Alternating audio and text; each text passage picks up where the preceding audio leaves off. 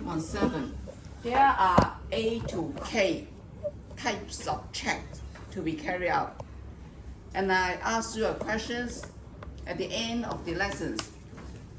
Which is regular plan and which item are impulses control?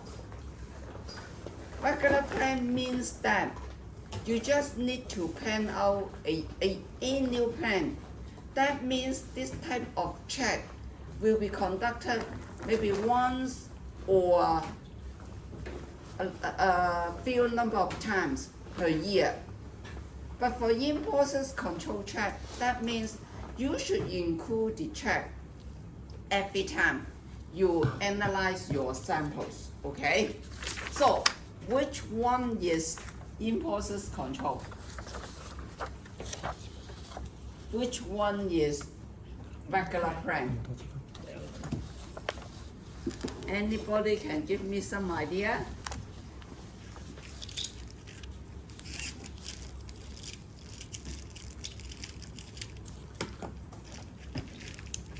This is a general course. That means not particularly for chemical tests, but quite a number of items are related to chemical tests. Okay? So, what do you think? Which one should be impulses control? A? C?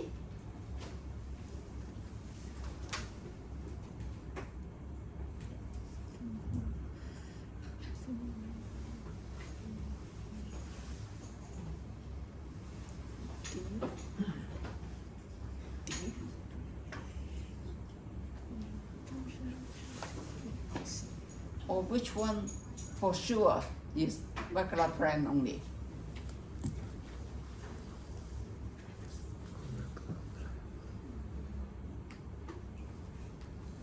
No idea? Of course, these two are regular plan. We will not carry out intra-laboratory comparison every time or testing the blind sample every time. So, when you look at this, what is the difference between C and E? Functional check and intermediate check on equipment. Any difference between these two? Functional check and intermediate check. Before the iron and the middle of the iron. No. It's related to your equipment, not to the method. Okay. But you should check for the performance of the equipment before you carry out your analysis. So, for intermediate check, it is not impulses. It is not impulses. Because intermediate check is the check between two calibration. Between two full calibration, okay? Taking balance as a sample. For balance, we just need to full calibrate the balance once every 3 years. Between or biannually, not biannually, I should say half yearly, that means 6 months. We need to carry out a repeatability check. So that is an intermediate check. Within that 3 years, okay? That is intermediate check. But what about functional check? Every day. Every batch, when you use the equipment, you need to check whether the equipment is properly functioning. Okay, that is functional check. So, taking the balance also as an example. So what is the functional check? Standard. Putting a standard. You mean the scale value check, daily check? Yes. Zero check is also a daily check, okay? And for analytical equipment, that means chemical equipment, we also have functional check. Taking ICP-OES and an example, every day, you either check the performance of your equipment by your standard solution or the solution recommended by the manufacturer of that particular instrument. For ICP, you either check with copper solution or manganese solution, okay? They should give you a relatively or intensity for that concentration of solution. If the signal given out is higher or lower than the expected range, there are problems.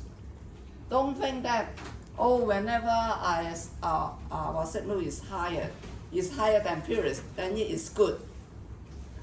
There may be something wrong with contamination, okay? So that is the functional check. Properly check whether the wavelength is accurate, whether the intensity is good enough. So that is in-process check. But for intermediate check, that is a check between two calibration. So another example, thermometer. What is the intermediate check of thermometer? Thermometer, the scale is very large, 0 to 100. Thermocouple, even negative to 1,000 maybe, okay? So we just regular calibrate our thermocouple or thermometer. For liquid in glass thermometer, the calibration interval is, anybody can tell me what is the calibration interval of a liquid in glass thermometer?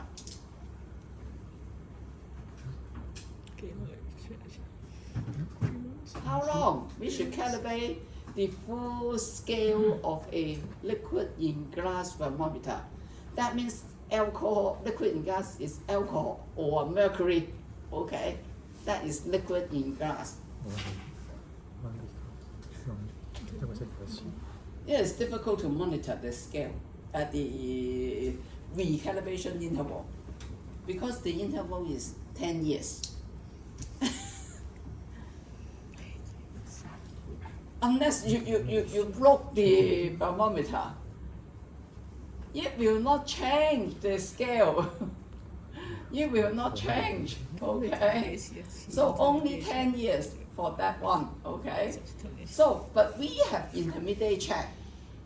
The check is a check on the 0 point. That is 0 point check. And this check can be conducted by the laboratory themselves, not by the calibration laboratory, okay? Because we can create 0 temperature. That is the temperature we can create accurately, okay? So when we come to the equipment qualification, I'm not sure whether I will touch on thermometer. Anyway, okay? So you need to understand what is the difference between these codes. Otherwise, how can you put or document your own quality control procedure? If you don't understand, you just copy everything into your procedure, into your plan. There is no use. And what should you do? So this is just a example of the correlation of results for different characteristics of an ion. As I say, total nutrient can never be larger than 100%, or just repeat, okay? And for this one, sodium should not be, the content of sodium should not be higher than 40% of the final ash. Ash meaning heat up your sample at around or over 500 degrees Celsius, so that all the organic matter will be decomposed into water and carbon dioxide. The only thing left behind should be salt. So, sodium, we assume the most common form of sodium in food, this is a food case, should be sodium chloride. Sodium chloride. assuming the sodium is in form of sodium chloride, taking the molecular mass into consideration, sodium is 23, chloride is 33.5, then 23 out of the total molecular mass is 58.5. That means 40%, okay? So, at 500 degrees Celsius, sodium chloride will not be vaporized. They should remain as ash. So the amount of sodium analyzed by other technique should not be greater than 40% of the final ash, assuming all the ash are sodium chloride, okay? So that is one form of correlation. So environmental test, total Kaldol nitrogen. What is Kaldol digestion? Kaldol is the name of a vase. A vase with round bottom with a long neck, okay? So we heat up the sample and the ammonia, or may not be ammonia, the nitrogen containing compound will be decomposed and trapped into boric acid, okay? So if you determine ammonia and also total Kaldol nitrogen, can the ammonia concentration higher than the total Kaldol nitrogen? Just taking the nitrogen amount, okay? So once again, it should not be the case, because total Kaldol is totally digestion of your nitrogen containing compound, including ammonia, amine, other amine, okay? So the amount of total nitrogen should be higher than that contributed by ammonia. So that is the correlation.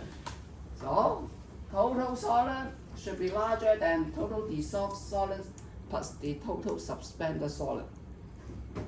So all these are examples of correlation.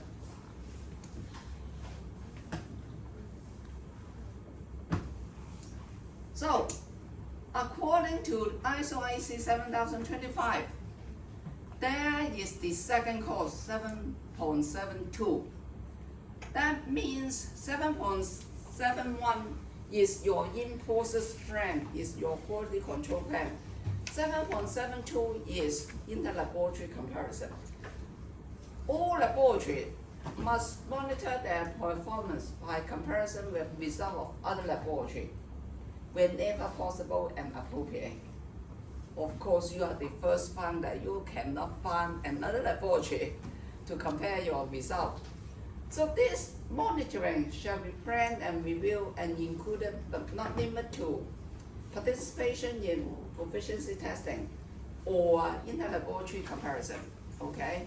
Basically, proficiency testing is just a form of inter-laboratory comparison. But when we say ILC, that means comparison between a few number of laboratories. For proficiency testing, that is a large-scale ILC. And nowadays, we normally only accept PT as organized by accredited PTP. That means accredited proficiency testing provider, okay? So basically, you either fulfill A or B, that is good enough. But if there is availability of PT for your test, you must need to join PT, but not organization of ILC. So, for quality control procedure, external PT or ILC, that is the HOCUS requirement. HOCUS requirement. Frequency of participation shall depends on the volume of work encountered by your laboratory and should be matrix of interest and particular parameter. This is only the requirement of HOCUS, once every year for every parameter per matrix. That is, I should say, is the old requirement. I give it to you. For example, the procedure for copper determination in drinking water, seepage, saline water, sediment, waste. Then there are 5 matrix. You should join 5 PT. But nowadays, there is some amendment of the PT requirement as imposed by ILAC. That is the International Laboratory Accreditation Cooperation. So there is changes also to HOCLAS. The frequency is still once every year, okay? But they accept if you can demonstrate your competence, for example, cover determination by ICP-MS, then you have demonstrated your competence in the ICP-MS technique. So, may not need to conduct all 5 matrix. But it depends on the judgment of the assessor. Because, yes, you can master ICP-MS, but the extraction or digestion procedure for all these 5 matrix may be totally different. So they may not accept that, okay? So, although we allow either similar matrix or similar technique, you just need to carry out 1 PT. But it all depends on the judgment. Even for multi-elements analysis, they always say that the performance of mercury will be totally different from other metals. And it is true, because during digestion, mercury will be lost, okay? So you can't say that, oh, I can carry out copper analysis accurately, but I also may need you to carry out the PT competence verification for mercury, okay? So that is new requirement, but it all depends. It all depends who is the assessor. This is most stringent among all disciplines in HOCLAS. So what is the international guideline for PT requirement? In ISO IEC 7025, the frequency is not stated, no frequency. But what is the international frequency for conducting a PT for each specific test area?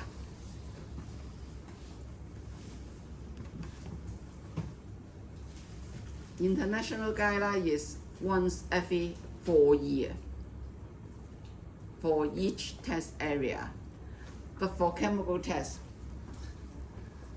we written down the requirement in our supplementary criteria. So we should follow the supplementary criteria. So the number of PT performed for chemical tests is far more than the physical test or calibration, okay? This is just the HOCLAS requirement. So quality control procedure, we divided into 2 parts. One is the regular plan, the other one is in-process control check.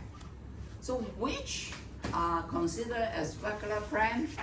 We test of retained sample or CRM. We don't, some laboratory will do the CRM every time they carry out their data analysis. So it all depends. But this is not a mandatory requirement to carry out CRM analysis, okay? So you can retest of retained sample or CRM. The other is within operator comparison. If there are 2 operators within your laboratory for a single test, so regularly you compare the result, maybe once every year or twice every year. It is your own plan. Plan sample, that is the PT sample. Comparison with other method, other technique. If you have 2 method or 2 technique, a credit for the same scope, then you may need to compare the result. Because both methods should give you valid result. But if the results are not the same, then which is true? Okay? So if you have two methods, do carry out comparison. So replicate test or calibration using the same or different method. Basically, this is the same meaning as this one, comparison with other method, other technique. So use of alternative instrumentation that has been calibrated to provide traceable result. So more or less, these three carry out the same meaning. Either use different method or using different technique. So intermediate check on measurement equipment. This is a regular plan, but not daily operation. So in-process control with acceptance criteria. Whenever you have any check, there are always acceptance criteria. So the first principle, if the quality control check is stated in the test standard, you should follow exactly what is stated in the test standard, including the acceptance criteria. Okay? That is the first principle. Other than that, these are some of, you may find out that, oh, what is method blank, duplicate, they are not included in 7.7 here. This is not given here. But for chemical test, this is mandatory, you can say, almost mandatory, okay? Method blank, what is method blank? Method blank is procedure blank. Still remember what is procedure blank? That means apart from the sample, you go through the whole procedure using the same reagent, using the same consumable, using the same procedure, and using the same analytical technique together with the sample to demonstrate there is no contamination. Okay, that is method blank. The second one is duplicate. Duplicate is to check your repeatability. Okay, calibration check with control chart where appropriate. Calibration check is to check the stability of our calibration curve. Laboratory control sample, use of reference material or quality control material or retained sample. So either one, we general term laboratory control sample.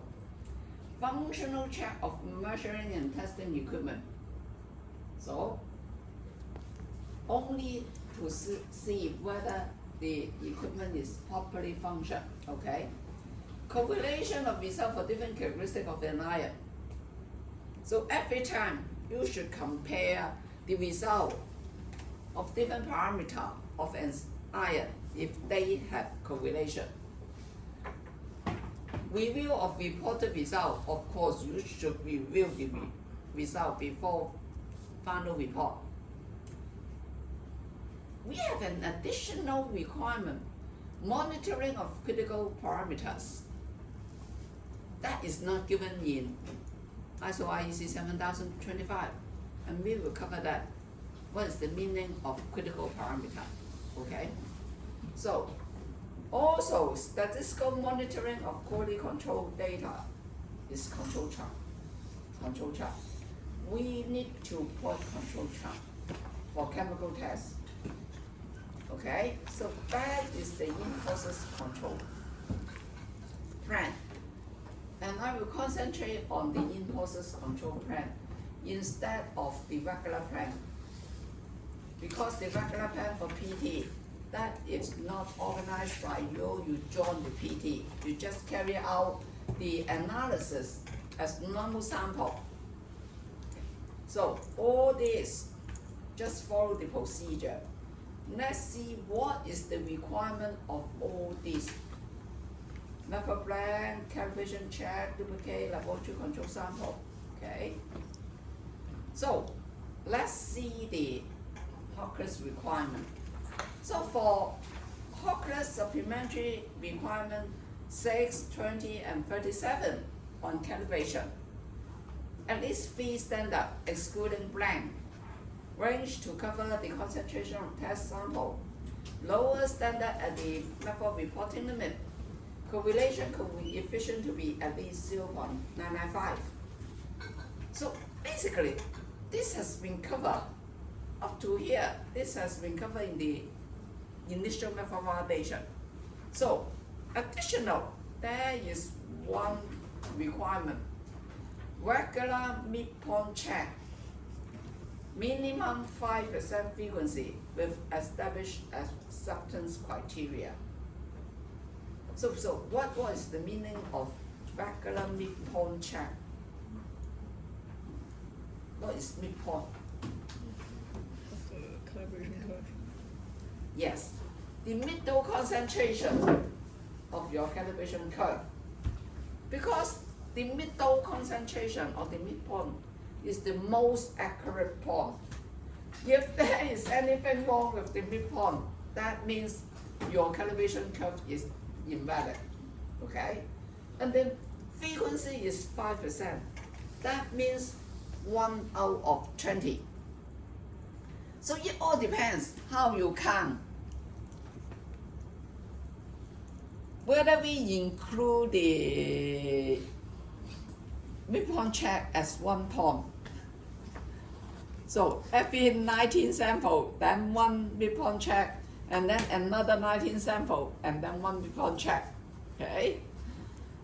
And always remember, what about if I have 20 sample? If I have 20 sample, what should you do? That means sample 1, sample 19, then midpoint check, and then sample 20.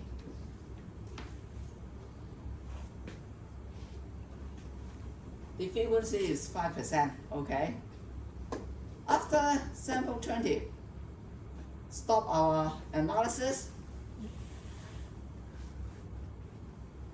We should always bracket all our sample analysis, no matter 1 sample or 19 samples, okay? So, another midpoint check. To ensure validity of the calibration curve within the 2 midpoint check, okay? So that is the meaning. Always bracket. Quite a number of laboratories, they do not bracket the sequence. This is an NC. So no matter 1 or 2 or 19 sample, if your frequency is 5%, then every 19 sample, then include a midpoint check. If the acceptance criteria is not fulfilled, you should repeat all the analysis, okay? So midpoint check. Traceability of calibration. So traceability, there is a supplementary criteria, number 1, on traceability of chemical tests. When we say traceability, as far as possible, CRM, you should verify your reference material against CRM, okay? So we have covered that in the initial part of the method validation.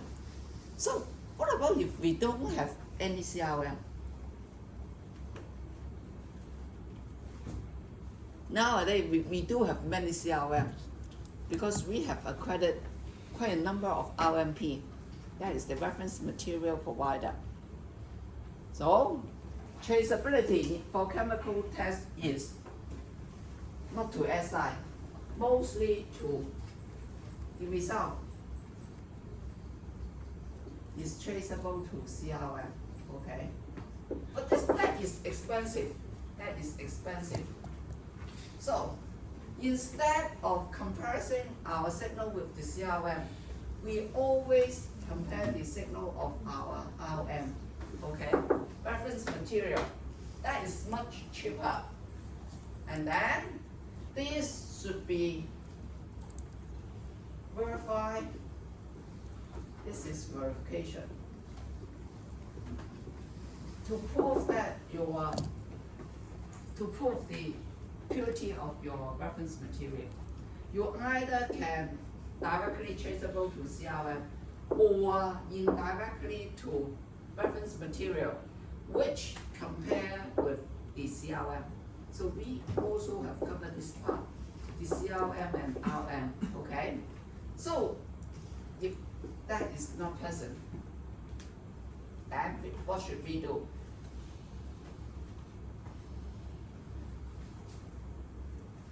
I think we have covered that already. The first is RM against CRM. The second is no CRM is RM against RM of other brand. We buy 2 RM and then we verify the purity to see whether the purity of these 2 are valid, okay? So what about there is only one brand in this world? So the third, only one supplier, one manufacturer, then different knobs.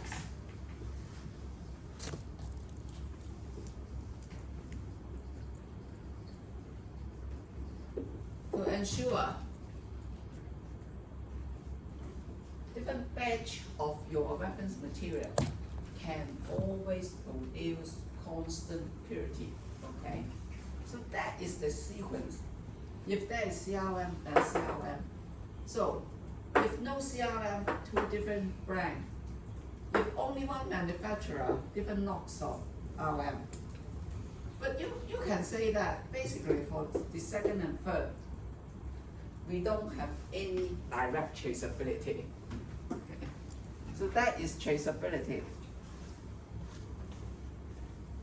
So the first requirement is calibration. The second requirement is duplicate.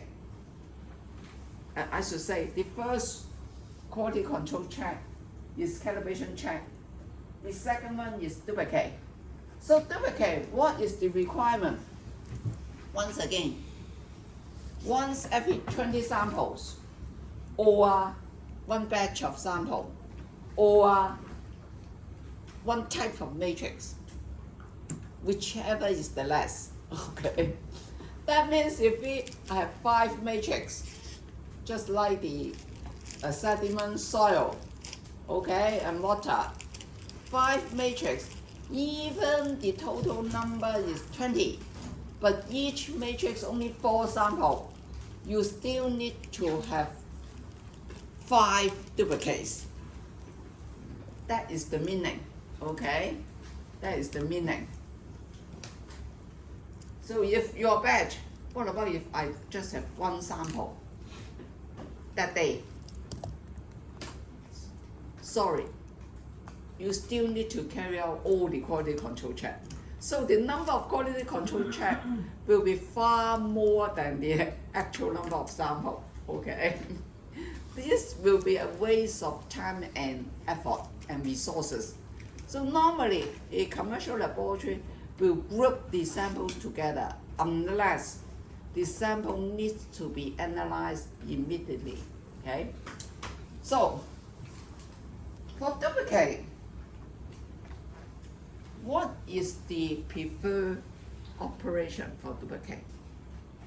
What's the meaning of duplicate?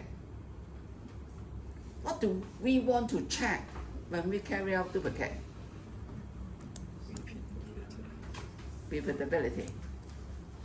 Repeatability include many operations. You can say that. Repeatability of the whole analytical procedure, repeatability of your instrument, and also repeatability on the subsampling procedure. So it carry out two meaning.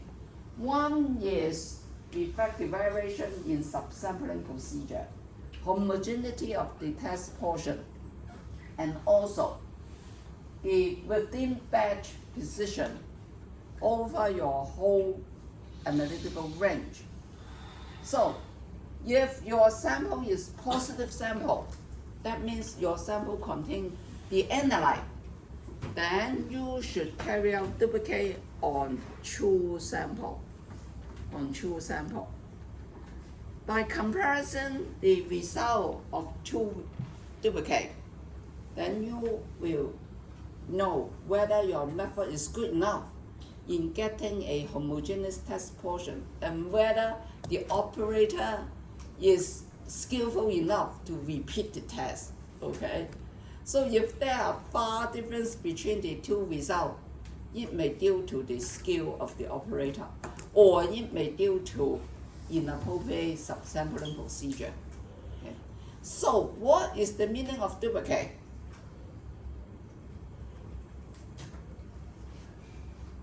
What is the meaning of duplicate?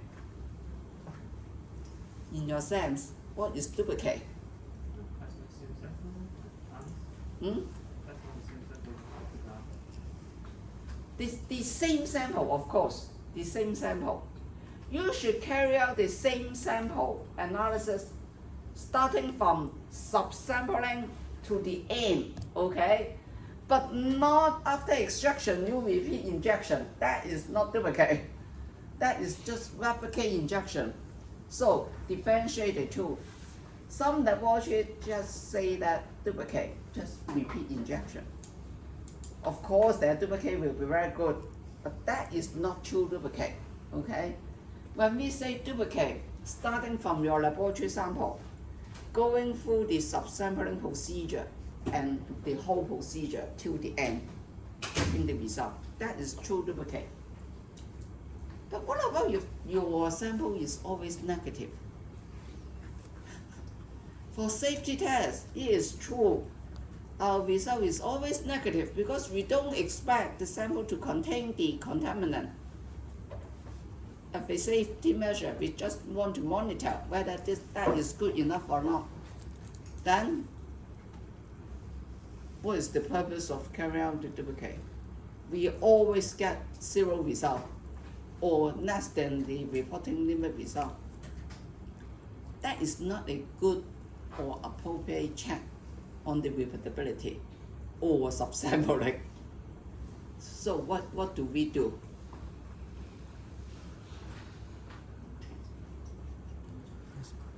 That is always the case. That is always the case. The assessor will give you recommendation or NC. What is the purpose of giving 0 result for comparison? So, in such a case, if your result is always negative, you should carry out duplicate on SPI duplicate. Of course, for SPI, you still can't assess the homogeneity, but at least you can perform the within batch precision, okay? For duplicate, we expect some result. We expect positive result so that you can compare the two results to see where you can get close result within your analytical method. So duplicate. Laboratory control sample and SPI. Once again, the frequency is once every 20 sample or per batch and per matrix. When we say laboratory control sample, how to select a good laboratory control sample? Or how to carry out SPY, what concentration do we need to SPY? Quite a number of laboratories is very funny. They SPY at the reporting limit. That is the most difficult. Think about if you construct a calibration curve, we always concentrate on the midpoint. Then how to set the midpoint? How to set the midpoint? The midpoint should be the concentration of sample solution to the scenario. If your sample are positive, then the midpoint should be commonly encountered concentration, because you always report that value. So you should ensure validity at that value. Or if the sample are negative, then the most important level will be legislation level, if there is legislation level, okay? But what about if the legislation level is zero tolerance? What about, yes, there are zero tolerance, especially for food testing.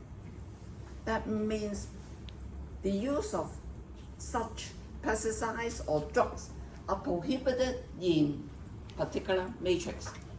So for zero tolerance, what is the midpoint?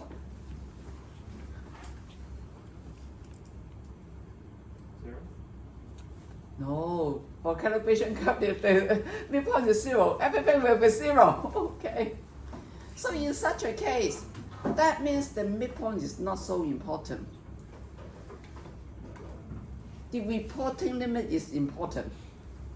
The reporting limit is important because this is the point whether you can detect your analyte.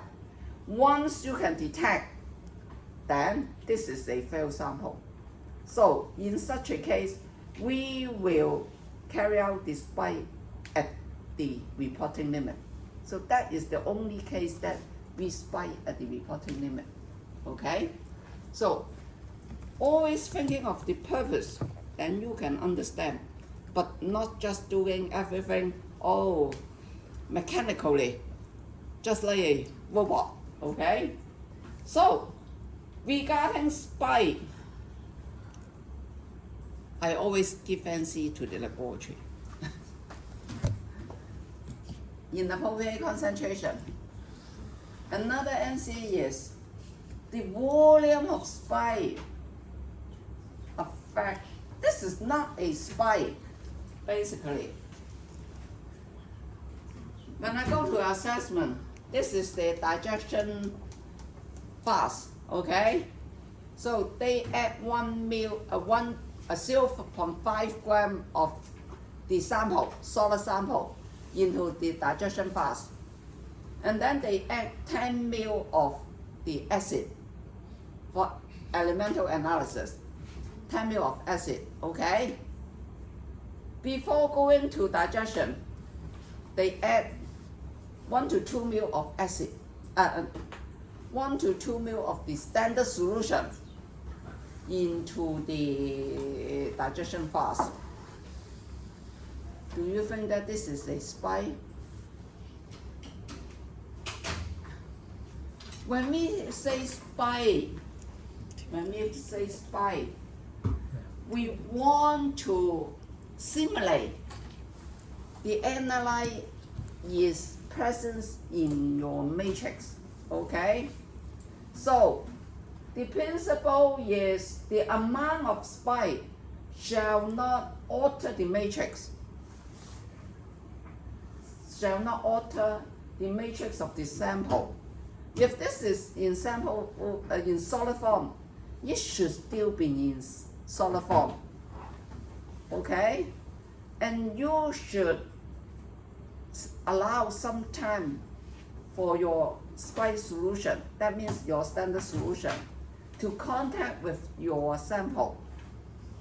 so that they have interaction at least, okay, before you carry out the whole process. So the amount of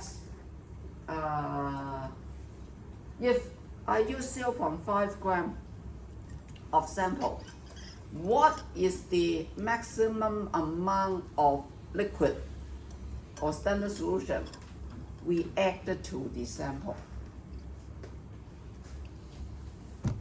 0.5 gram. 1 ml is 1 gram. 1 ml is 1 gram. If you add 1 ml to 0.5, that is 500 milligram. It will alter the matrix of your sample. That will turn into a suspension, okay? So we will not add 1 ml. More or less, the most appropriate is less than 10%. Less than 10%. That means it's 500 milligram. 0.5 gram, that is 500 milligram. So less than 10% or equal to 10%, that means 50 milligram. 50 milligram, 50 microliter. Okay?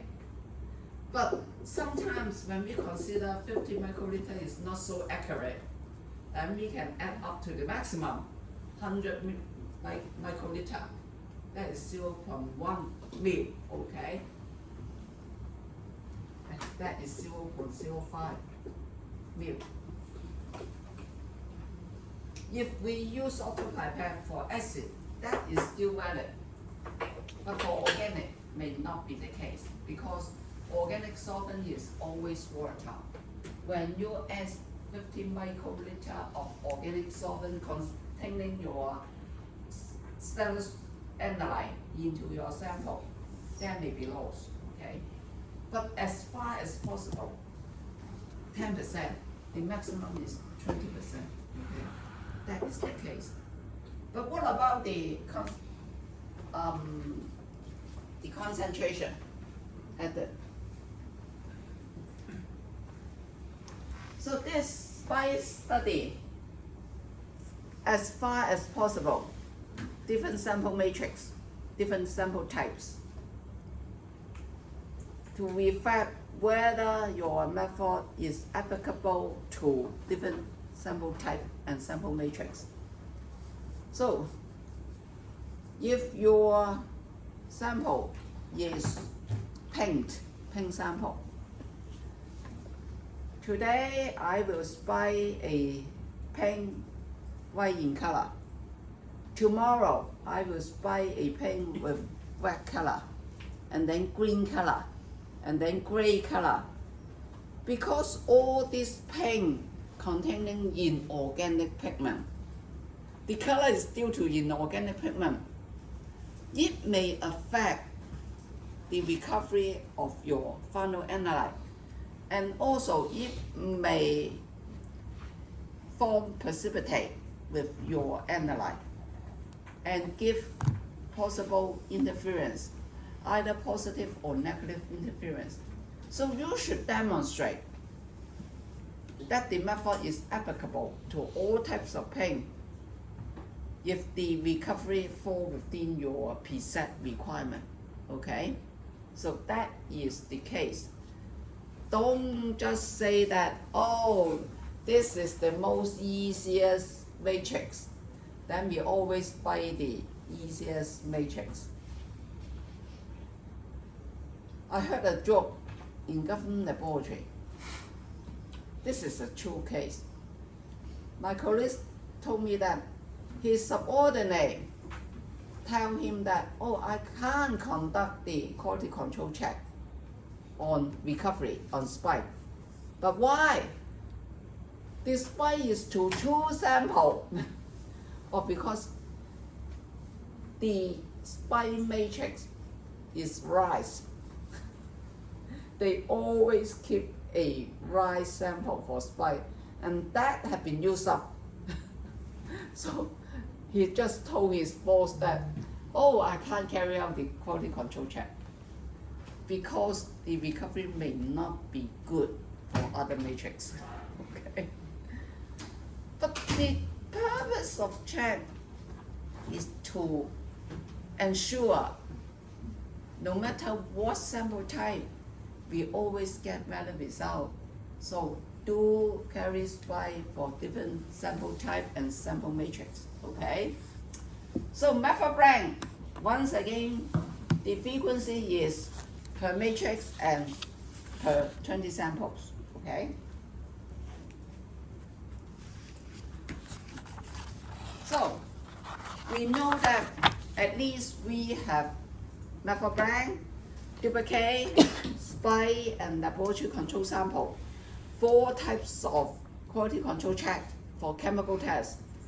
Now, what is the meaning of statistical review? That is control chart.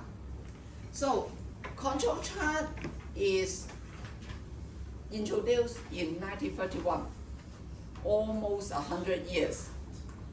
But the purpose is not for testing. The purpose of this control chart is for industry, manufacturing.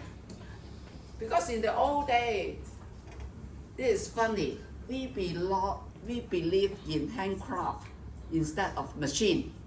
So once we industrialize, we want to check whether the products produced today is as good as yesterday and forecast whether tomorrow is also the same quality.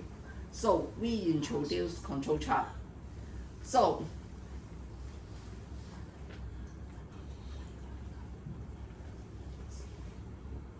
it will detect sudden change, and we can also detect slow but constant change of the quality, okay? So for sudden change, it is easy to observe, but for slow worsen case, it may not be so easy to observe.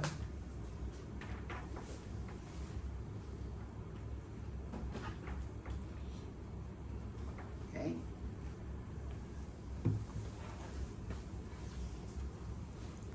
When we detect any possible, any possible out of control situation, then we can stop for industry, then we can stop the manufacturing plant and go for investigation. And then the risk of production of rejects or complaint from the client can be reduced. So here, the production of reject, the product is your result. The product is your result. In order to ensure our results are valid, we plot control chart. The advantage is clear, fast, and more illustrative. So let's see what is a control chart.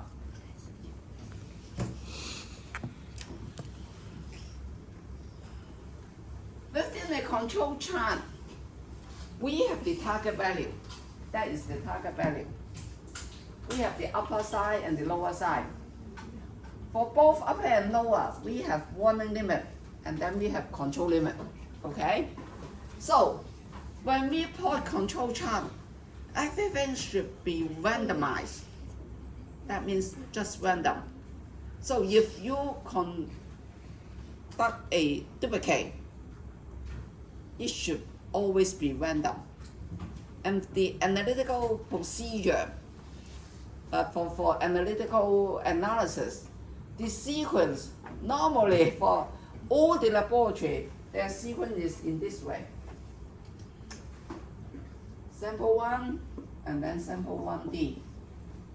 D is duplicate. The duplicate is always following the first analysis. This is not random, but we don't issue an NC because they always check all the quality control to see whether it is past the criteria before they continue with the further analysis, okay? But according to control chart principle, everything should be random. So this S1D may be put anywhere in the sequence instead of just following. If it just following the S1, the repeatability should be much better. It cannot take into account the fluctuation of your calibration curve. Okay? So it all depends. But most of the laboratory, they will do it in this way. Okay? So how to set the warning limit and the action limit?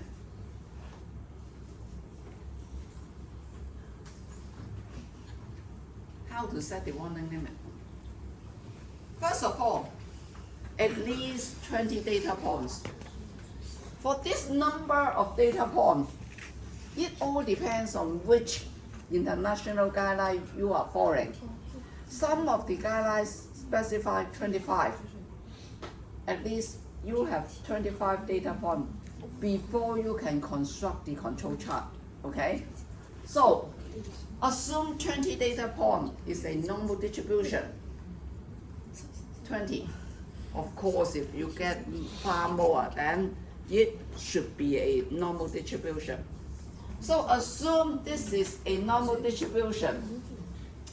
Then mu is the data mean. That means I have 20 data. So this 20 data.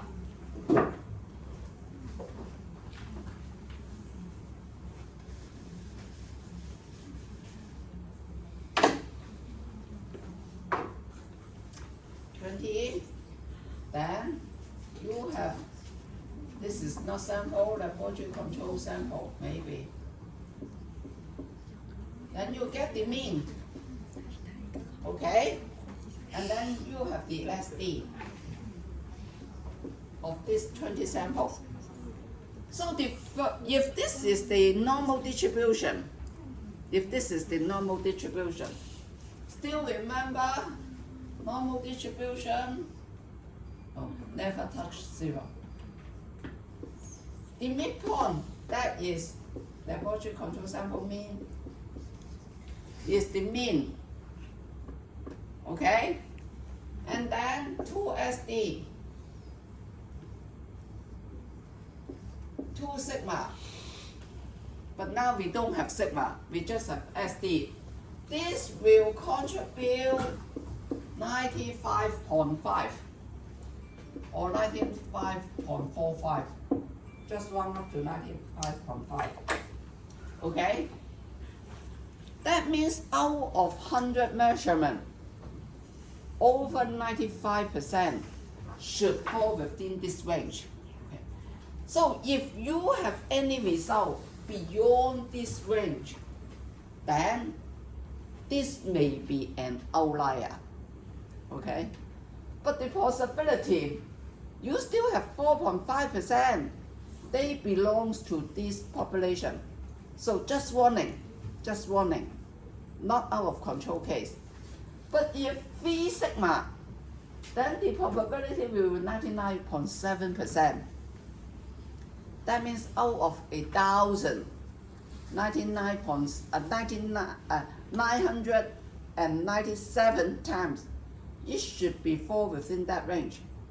There are only 3 cases that belongs to this distribution but fall outside 3 sigma. So the probability is so low, then we say that this is out of control. There may be a problem, okay? So this is the scenario.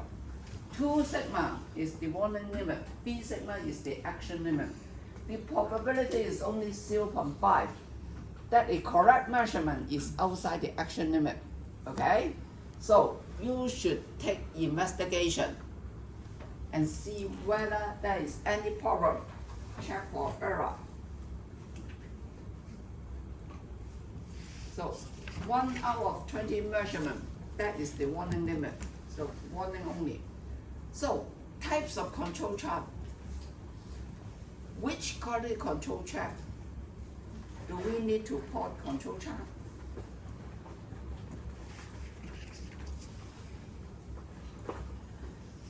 accuracy chart of CRM, mean chart for laboratory control sample, CRM, calibration solution, surrogate, blank, so many.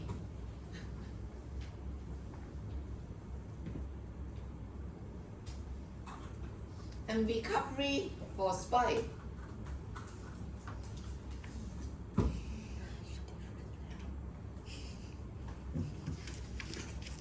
Oh. The first is standard solution. That is the midpoint solution check. So here I give you the sequence. The calibration standard 0, S1 to S5. Solvent blank to check whether there are any carryover from your S5. Then ICV, CCV1, method blank, sample 1 to sample 18, then sample 1D. Then this is sample spike, CCV2, method blank 2, and then going to sample 19, sample 20, then sample N, and then another batch, sample 20D, and then another spike, then method blank 3, and then CCV 3. Okay, so this is the sequence. Understand or not? Out of 20 samples, I don't take 20. So here 18 sample, duplicate, 19, and then spike 20. Within 20 sample, there is a spike and one duplicate. Then after that, we have the CCV. I will explain what is CCV. Then the method blank. Because 20 sample, we need to have a method blank. Then another round of sample from sample 19 to 20. Then another round of the sequence, okay? So there is no strict requirement. 5% is including the CCV or excluding the CCV, okay? More or less, that will be okay every 20 sample or every 20 injection. Now, for calibration check, the first of all, we verify the stability of the calibration using the midpoint standard solution. What is ICV? You see ICV and CCV. ICV is initial calibration verification. That means prepare a midpoint standard solution using another brand of reference material. Okay? So what is the purpose of this ICV? To check the purity of the RM and also whether you have properly prepared your standard solution. So two function.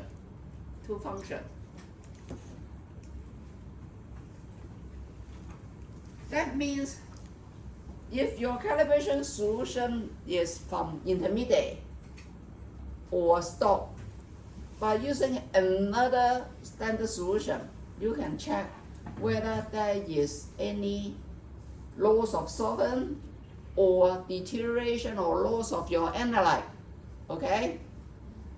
Another one is somebody may mix up the preparation, adding the different amount of your standard solution. So if these two cannot match well the ICV, that means there are some problem, either with the preparation of your ICV or preparation of your standard solution. So as far as possible, now we have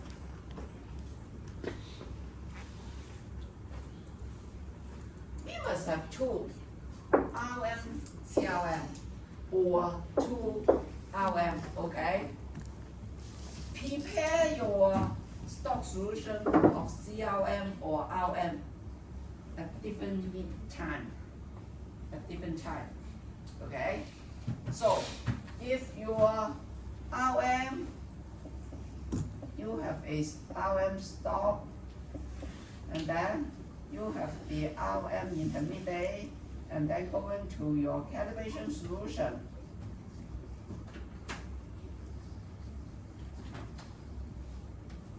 Install maybe January 2025, okay? Then your CRM also CRM stock, but prepare in July 2025. Also you have the RM1, and then your midpoint ICV. This ICV is the midpoint solution.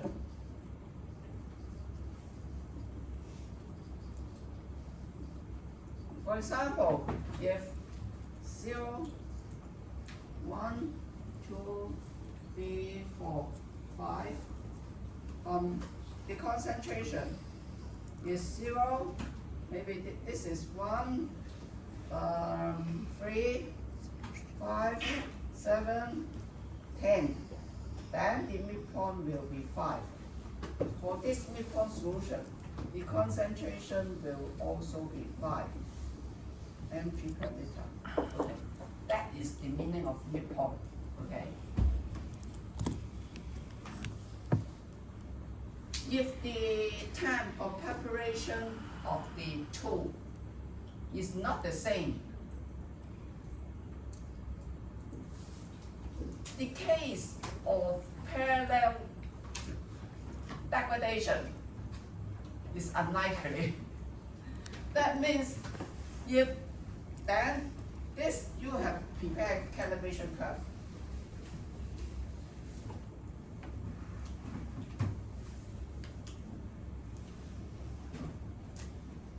Calibration curve. Okay. 1, 3, 5, 7, 10. Then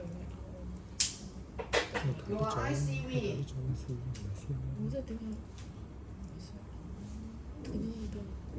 this is the signal of your ICV, okay? So, you must have the criteria. If the criteria example, 10%, that means your concentration found should be determined, should be within 4.5 to 5.5 mg per liter for your ICV, okay? Then you pass the criteria. But if the concentration determined are far more than 10%, it may due to two reasons.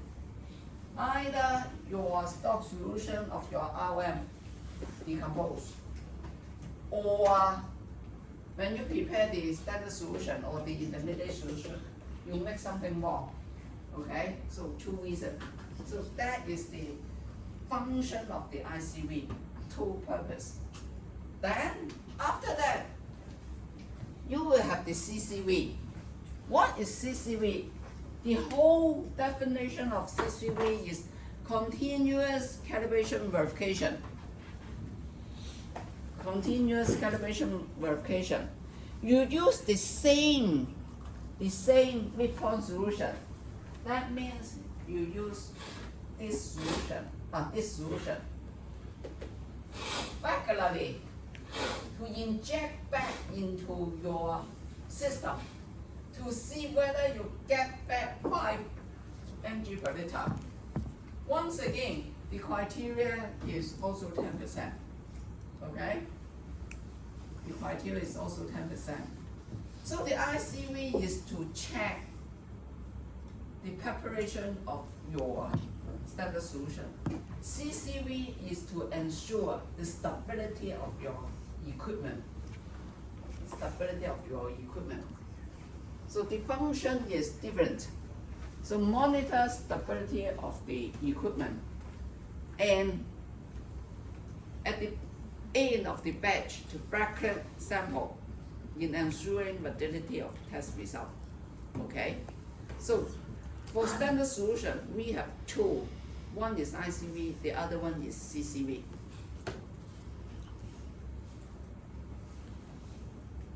When we say standard solution, we just monitor the stability of the calibration curve. Can it have any check on your method?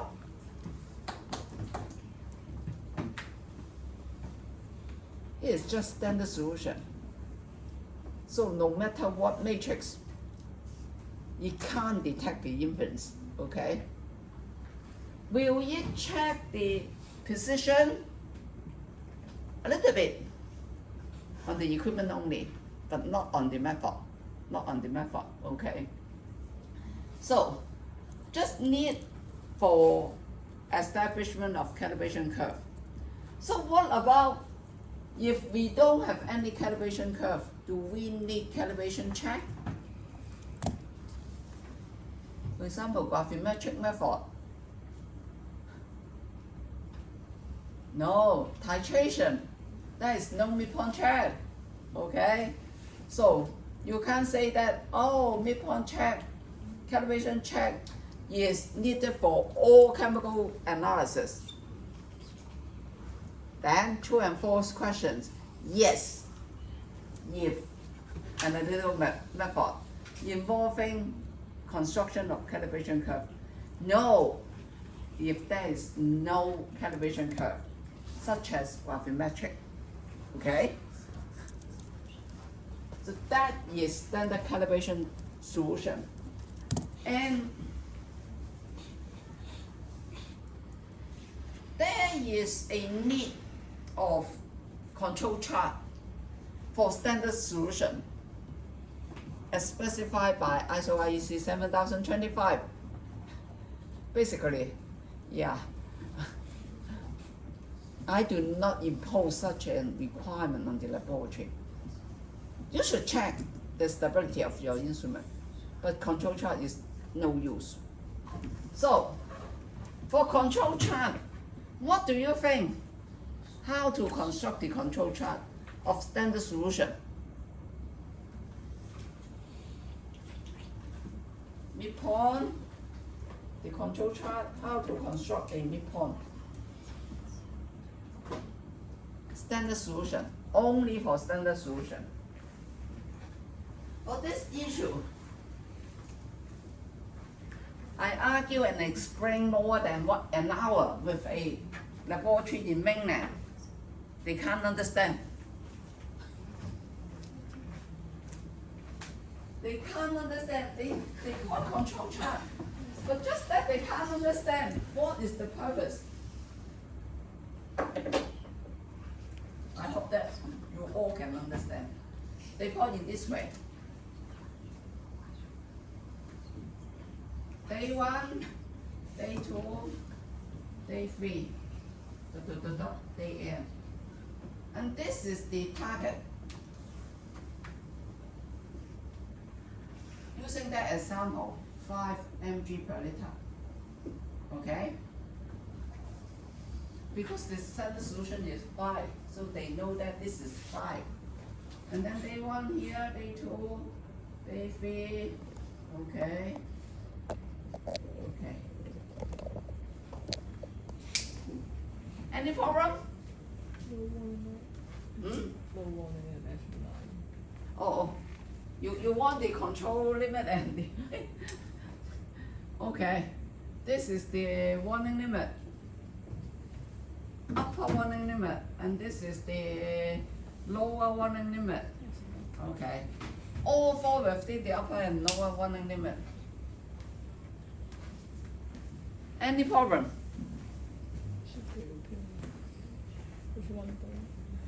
One day, one control chart. Hmm? What do you want to check? Within 1 day. Huh? The data should be obtained within the one day, but not.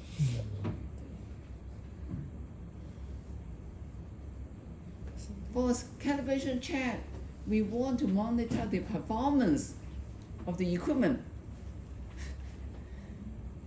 But still remember, your midpoint check is prepared from the calibration curve.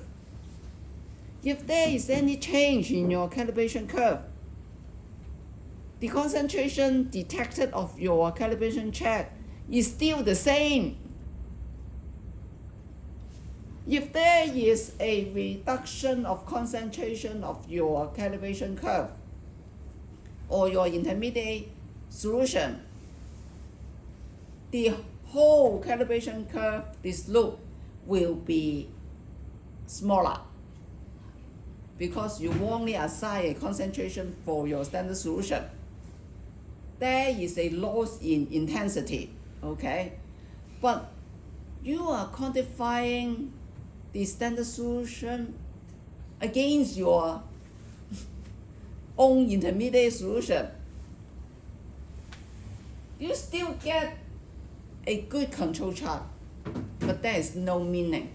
There is no meaning for that. Still can't understand? Look at this, then you will understand better. So, control chart, if you want to monitor the performance of your equipment, don't use concentration, use absolute intensity. Okay? It will reflect the stability of your standard solution. So, if concentration of CCV is used to plot the chart, drift or deterioration of performance of the equipment cannot be detected. Calibration curve is constructed daily. Even with change in signal, quantified result of your CCV remain the same. So now let's look at this. This is the mean 4.98. Lower limit, upper limit, lower warning limit, and upper warning control limit. Day 1, day 2, the intensity is given here. This loop is also given here. And, oh, sounds to be perfect. Went down. Okay? This is using absolute concentration. Now, what is the situation?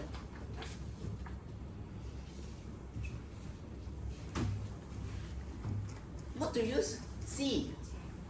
If I plot the control chart using intensity, what can you see? Obviously, there is a decreased trend in the intensity. So, suggest any problem for me. Why is that there is a decreased intensity of your midpoint solution? Compound degrade. Compound degrade. Degradation. Yeah, the first reason must be, yes, the concentration change, deterioration of your stock solution or intermediate solution. That is the first reason. The second reason, the performance. The ICV is also past the criteria. Then it may due to the performance of the equipment. The signal of your equipment have been dropped. So 2 reasons. But if you plot the concentration against the day, you can't reflect the change.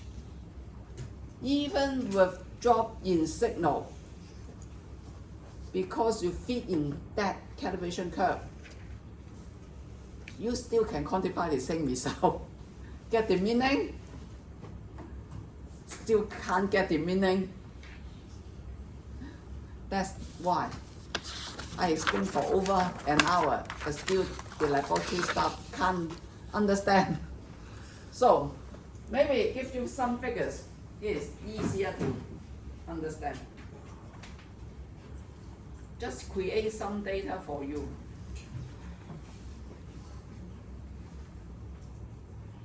This is the QC. Okay. Or maybe take a break for 10 minutes. I will create some data for you, and you can understand more easily.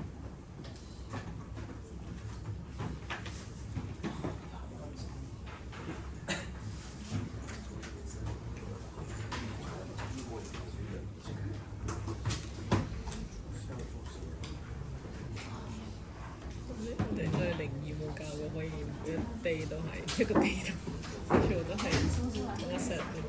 我哋每 day 可以一啲地方，唔知我可以我應該話，我哋係一啲地方，我仲只可以幾日先有嗰啲。我哋又唔係去得打嘢，自己決定啦，其實自己決定啦。即係好開門聲，唔係開門係 in progress 嘅時候。我話係上緊嗰時好多開門聲、閂門聲嗰啲係。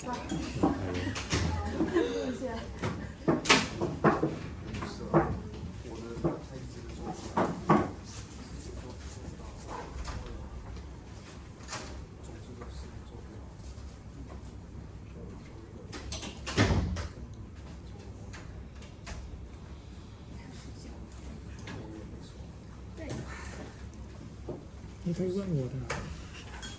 我記得你個名。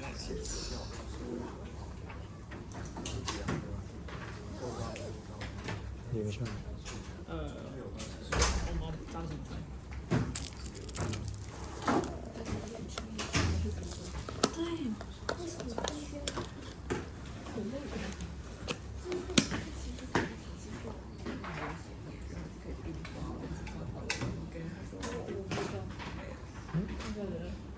就是跟他的那像击中的，就是多佢哋乜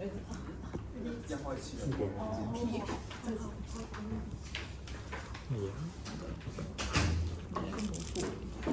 我有啲 terms 跟住我掉出嚟，跟住我覺得專有名詞一個咁嘅動作。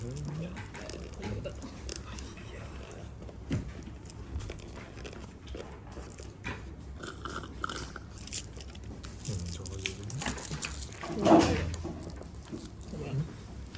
高難人。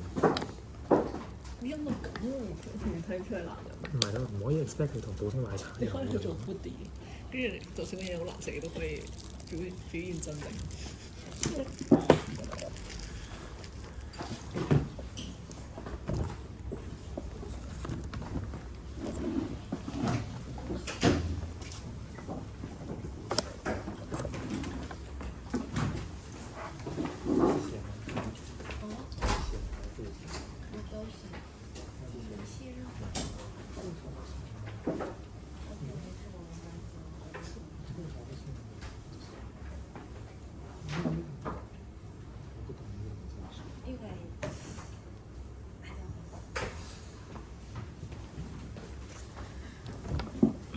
但是我在想，它里面有个是要我们写那个 budget 是什么意思？我们可以算价钱怎么算？它 budget 是计划的意思吗？那那个 budget 还是预算的计划？就跟那个 authority 的那个 budget 差不多，什么意思？就是它是那个最后的一个那个 expand uncertainty 的地方，就是说，就是我觉得它那个 budget 不光是有预算，还有就是你，因为它上课的时候提到的 budget 我怀疑就是那个 contributor 就是那个Type B 那些，能理解我的意思吗？就是你有那些不确定性的因素，就是你要都考虑进去。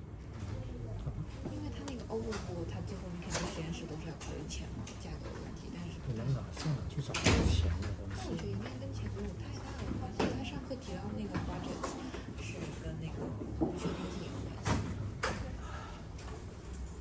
对啊，我们不可能算钱的，我觉得。对，我们不是商科，主要是你没法得知那个价钱的，那这玩意你不是上网就可以找到的，你得报价的。你报价的话，你不会知道那个价钱。那甲方乙方对啊，你得先发email去问的。是不是还有竞争方，如果真实的话，嗯就比如说甲方给，就是真实情况不是会有那种我给你个要求，然后呢不会有很多的那种竞争者，然后谁在这样比较低的价格里面表现得更好，就是那样。不会吧？进来，我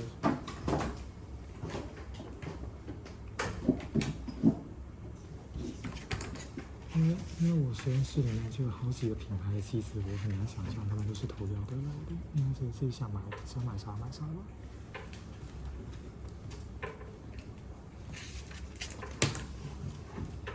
你覺得我三蚊推你，我睇出係咩意思？有邊度？邊個？02。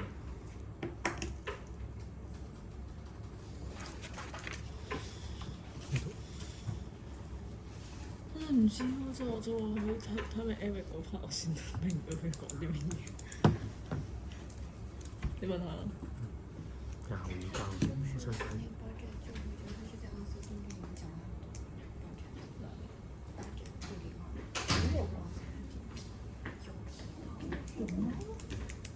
他是可能是我那个 part 吗？还是 Eric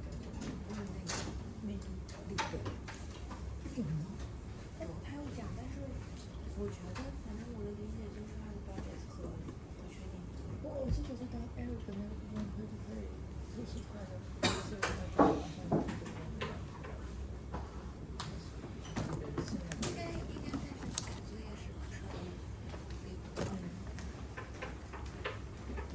感觉也是不是感觉得我觉得Eric 他就是也在说那个他们的那个。因为刚好就跟那个 budget 有关，因为他 overall 你最后 target 就是说找到哪个是 contribute 是最大的，就是那个。你对那个对。他说他那个好像带过出去，应该不是120。对。不是他，但是我觉得他背的这个话应该是对，是这样。大多数。重要性还有把这个改。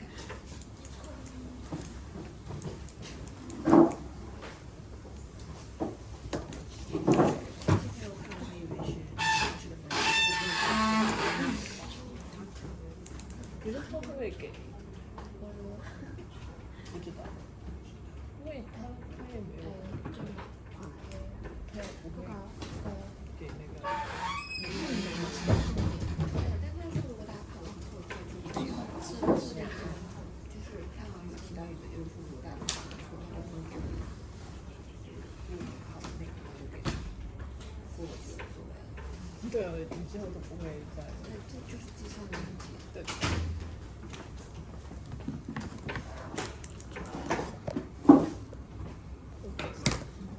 即時整個 data 出嚟。即時做 data。唔知係今次堂上啲嘢比較少聽，定係因為我今次冇食糖記包點嘅原因？我覺得今次佢容易啲理解到，集中咗好多咯。可能係包嘅問題。我覺得應該有一半，起碼有一半已經係包嘅，因為今次我冇食包。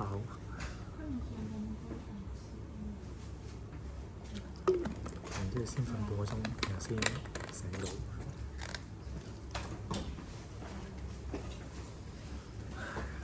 大家肚餓啊！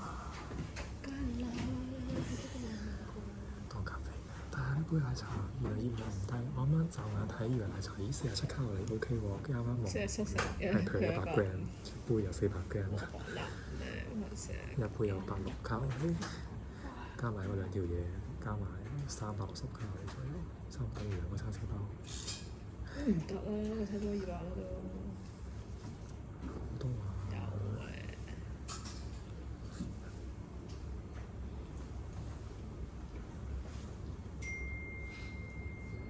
係咁樣，邊個係嚇？除咗阿 Sam 仲邊個？咦？因為新出嘅。香芋啊！好正喎！幾時啊？3月12日 KFC KFC，啲咩麥麥當勞下低個 KFC 依個，你個 KFC 喺個加依個後面。即係哦，你唔中意香港？哦，你中意啲乜嘢食？嗰啲甜嘢你都唔中意。佢之前出過咩？之前出過朱古力啊！ Kita 朱古力唔係，係齋朱古力，喺朱古力上面有再淋朱古力醬嗰隻嗰個嘅，佢個朱古力雪糕好嘅。即係你唔中意甜，你中意朱古力啫。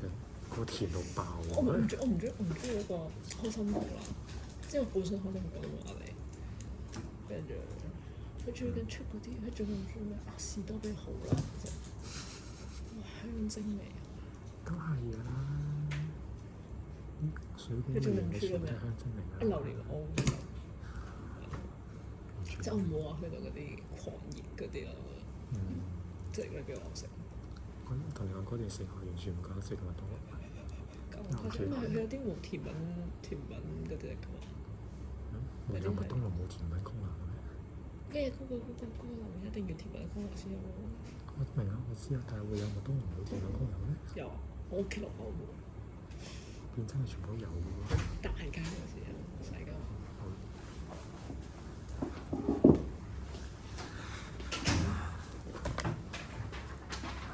我哋做啲咩但係新聞嚟做？佢個 Swiss Sunday 係卡式，點啊？完全即係 Swiss Sunday 啊！卡式真係經典。即係如果佢嗰啲其他雪糕難食，我就食呢個。我朱古力嘅話就係佢之前出咗插嗰支吉他上面有個。我之前出過一個版本係插嗰支同吉他連動，插幾吉他條喺上好似面。美祿係咪啊？好似係，唔知唔記得。跟住仲有一個係同麥提沙連動，麥提沙嗰個連我覺得幾好食。但乜頭先你擺咗落去之後凍咗，入邊啲嘢會硬咗咯。OK 啊，好咁我覺得。但係我身邊啲人都話佢係狗都唔識嘅。咁嚟自麥提沙本身好食，咁佢都唔會差嗰啲。係啊，麥提沙相關啲酸化佢好正。但係佢嗰個問題，如果你唔係即時食，你拎翻去，跟住佢個麥提沙已經俾冰咗啦，跟住佢入邊係硬有冇食過繽紛喎？一條嗰個。哦。你知唔知？你應該係常溫食嘅咯。我話你翻屋企咧，我會即係抌個冰櫃先，係凍到裏面啲 cream 結咗之後，我先攞嚟食。所以 OK 啊，麥提沙凍硬咗完全 OK 啊。因為就咁常溫食嘅話太甜。太甜太膩啦，所以凍咗嘅話就更加好。我呢個嘢飲係如果唔甜，但係你唔係有魚糖魚糖不耐啫，邊度有魚啊？咁你唔知後來？好少，可以俾幾多你？哦。牛奶生沙支，即係好大支嗰啲就，但我唔係超級誇張嗰啲。即係有啲人好誇張，即係一飲即係會過敏㗎啦，即係好少吐。我同你相反咯，我完全 OK 啊！我細個嗰陣時飲牛奶大，飲埋多過水。近排仲試過一次，馬之後奶企好耐都冇飲，睇落過屋企一日咯喎，跟住即刻俾出嚟2啲牛奶一飲，埋飲。過一日仲一日啫，我冇事啊嘛，冇事得啦。嗰啲過期嘅包都係當賞味期限。 Okay. Now, when I give you some raw data, then you may understand better. So, for the first one, define standard solution. This is the signal, okay? And this is the slope, okay? So, if there are anything happen to your standard solution, either deterioration of your standard solution, the signal will be dropped, but you don't aware because your ICV and CCV may be prepared on the same date. This is the normal practice for most of the laboratory, but this is not good, okay? So you kind of aware. If the second problem, then for sure you kind of aware because there is something wrong with your equipment, maybe getting dirty, so the response will be dropped okay? So the second day, basically, this loop is 10% less than the first day. And gradually, there is also a drop in the signal of all the standard solution. If I set 10% requirement on the loop, on the third day, it's failed already. But if you check on the CCV, midpoint, because this is the same standard solution, okay? So after the calibration curve, you inject the standard solution again into the system. You more or less get a similar response, maybe a little bit more or maybe a little bit higher. So on the same day, yes, the signal have been dropped, but when you fit into the calibration curve, you will also be quantified to be the same concentration.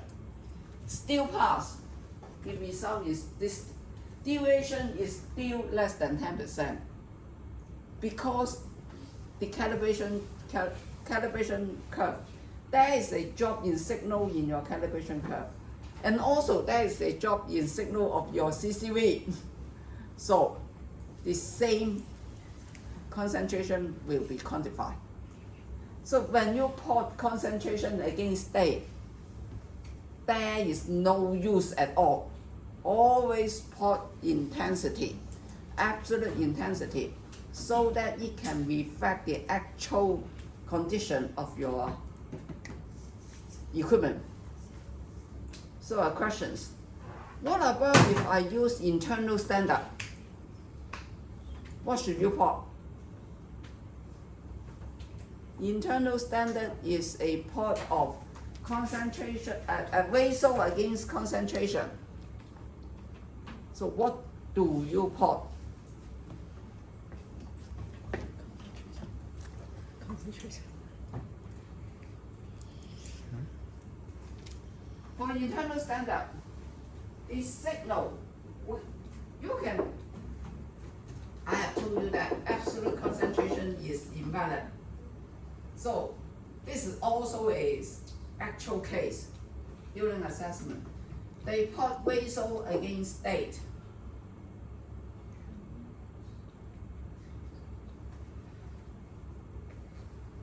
Ratio against state. I give them a Nancy. And the second year when I come to assessments again, I also reissue the same Nancy. But they are unlucky because they are told by the officer they should plot ratios against date. The same scenario, if there is any change in the signal of your equipment, both the signal of the internal standard and your standard solution will be changed, but the ratio is still keep the same. So you can't reflect the performance of the equipment. Get the meaning? So always select absolute signal, okay? Otherwise, you can't monitor. Normally, intensity 跟我大概上面的。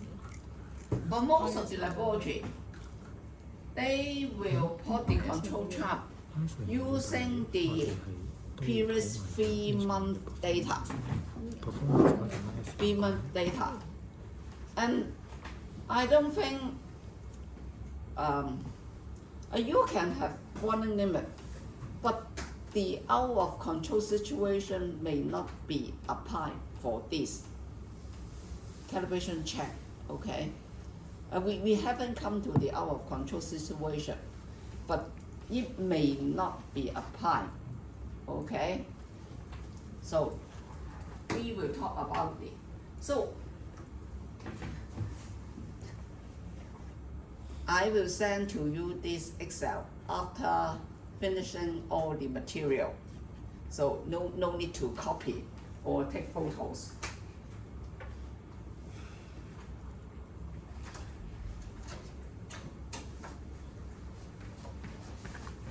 So this is the standard calibration solution. So basically, I don't see any, the only function of the calibration check solution is monitor the performance of the equipment. It doesn't have any function of check on your method. Okay? See the point? Or you may say that when come to a point that the intensity drop below the control limit to such a level that the reporting limit, the sensitivity of your equipment for the reporting limit cannot be achieved, and you can say porting of the calibration solution have some effect on your method, can reflect yet changes on your method, okay? Otherwise, it doesn't have any influence or function on your method. The blank.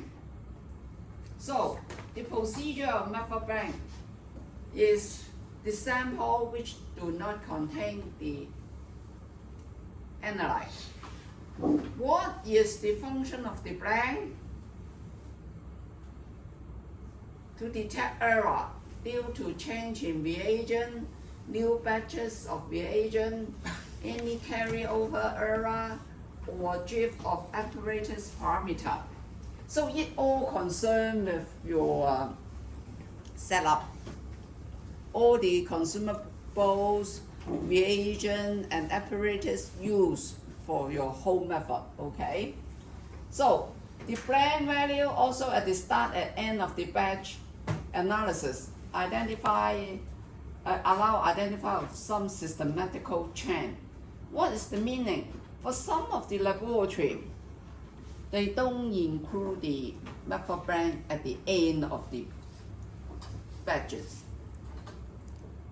But I highly recommend a method blend also bracketing your sequence. Because for some of the instrument, it all depends on the technique. There are significant carryover. You will get a higher blank at the end. Okay? So always check. The increase in the blank may not be a problem if this is not serious. If this is less than your requirement, then it is still acceptable. But it is quite obvious for some of the technique. You can see that after long run of your samples, you will see a higher blank. So, also the questions, is procedure blank needed for all chemical tests? All chemical tests.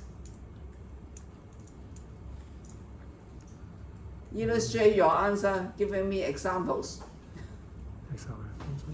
No? You say no? Of course, when I ask you this question, there must be something yes, something wrong, okay? So normally, we should include procedure blank, okay? This is a check of reagents, consumables. So if this is not needed, well, what is the scenario? This is not needed. No reagent. Even distilled water, no reagent, simple apparatus. Okay? So, yes. Give you example.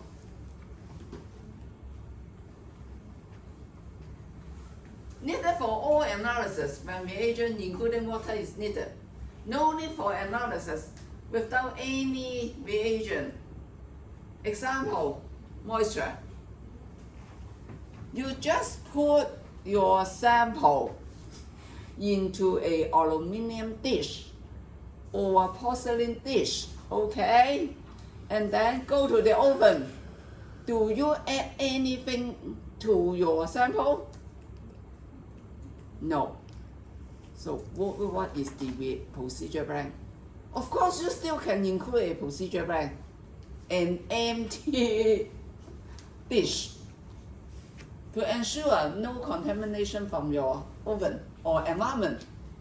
you still can include a procedure bank. But normally, we don't need a procedure bank in such a case, okay?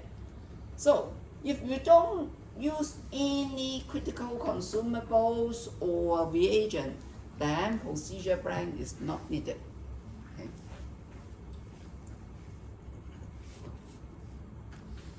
Oh, the next one, spike sample. The spike sample, of course, reflect the influence of the sample matrix. Whether you can recover all your analyte from your sample. The principle, analyze the actual sample, then spike this sample with a known amount of analyte and reanalyze again. The recovery, where's the equation? Yes, the equation comes.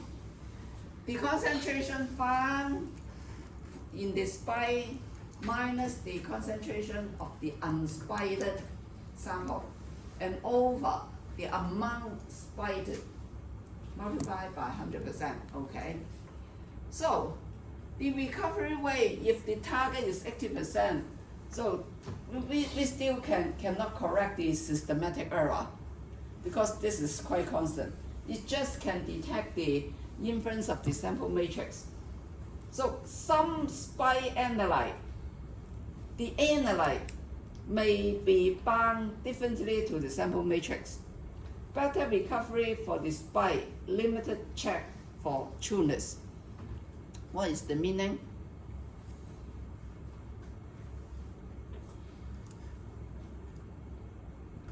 For some of these analyte, if they present in the sample, there are force binding your analyte with the sample matrix. One of the examples is the project I give you, chloramphenicol. Chloramphenicol will bind with the, because this is present in meat, okay, protein.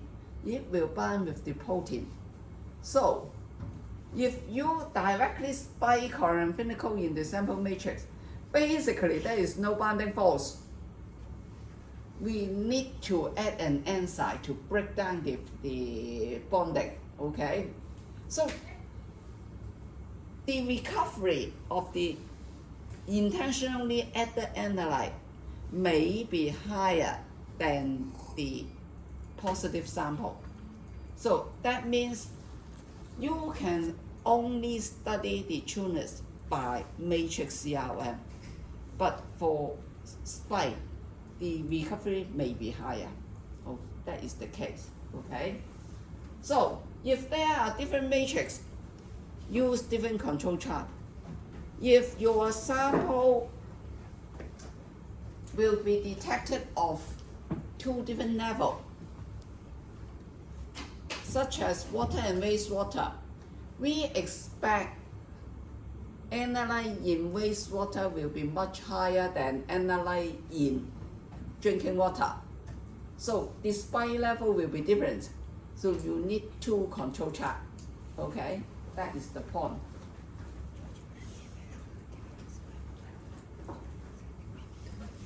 So this one,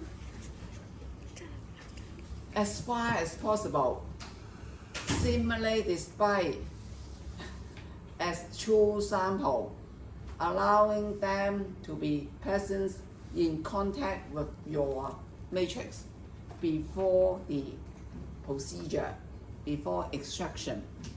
So, but somehow we just try our best, okay? We can't say, oh, in such a way that it can be simulating the actual matrix. We just can assess our trueness, the validity of our method using the CRM, okay? So spike. So for this control chart, it can be mean recovery or mean result. It's up to you. You can convert the target value to recovery, or if you spike at a constant level, then the mean concentration is also acceptable. So the SPI applicable for most tests, especially total analysis. So also is SPI a must for all chemical tests? When is SPI or recovery test cannot be conducted?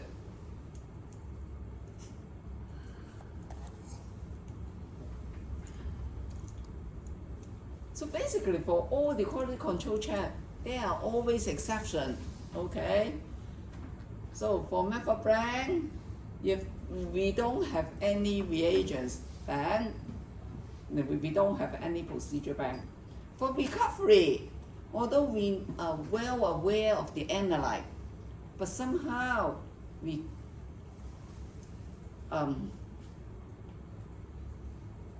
you can say that you can always create a SPI, but whether this SPI is useful to reflect the method is a question.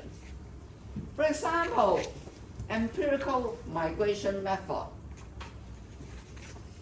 What is empirical migration method?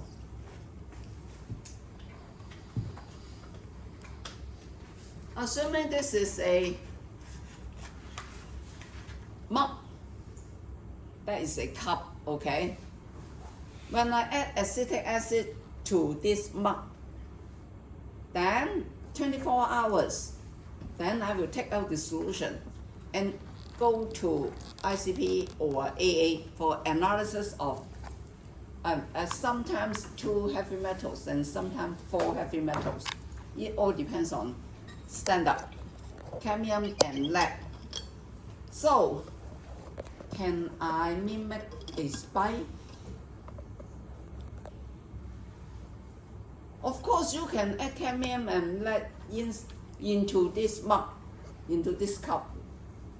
But what we are testing are the lead and cadmium leach out from the glass or ceramic.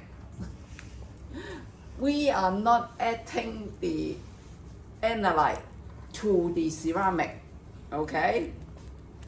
Of course, you can say that, oh, we can mix up the known amount of lead and cadmium with the ceramic and make the cup. But this is not a total. We don't know. For example, if we add 10 microgram of lead into the ceramic and make this cup, but how far it will leach out? We don't have any known answer. No one has studied the total amount, the relationship of total amount with the leachable amount. Okay? Yes, within this ceramic cup, there are 10 microgram of lead. But when it is put or soaked in acetic acid, 4% acetic acid, the amount of lead leaching out is unknown. We don't know. We don't have any formula or relationship between these two. Of course, you can conduct study, but nobody dare to conduct this study. The relationship of leachable metals with the total amount in different matrix. So in such a case, okay, you can put a blank mug and then add again the same amount of acetic acid and then spike the analyte into the mug. But the recovery is not demonstrating the actual case. So for this type of empirical test, spike recovery is useless. We don't need to carry out recovery. But I am aware one of the laboratory, when they get extension to this test, the officer and the assessor ask them to carry out spike recovery for all the different types of matrix. They spend 1 year going through the method validation. that is useless, okay? But there is one standard requiring you to include also a recovery test. The purpose is not the recovery of leachable metals, but the recovery, what should I say, is to assess how far you can recover the standard solution from that set of the preconditioned environment. Because it is put in darkness, covered with a plate for 24 hours at 20 degrees Celsius, there may be concentrate, the solvent, that is the acetic acid, may be concentrated, or there may be loss of your analyte. So this is just a check whether there are any loss, okay? But not a check of recovery from the sample itself, okay? So see the point. So for those who work in the consumer products laboratory for EAN 71 Part 3, it is also a leachable metal analysis, but still, the assessor requires the laboratory to conduct recovery, for which I think is useless. You may say that it is useful just to check the part after extraction, but not the extraction part. The extraction part is an empirical method. The method bias is 0. So see the difference. See the difference. So, what about conductivity? Do you carry out SPI?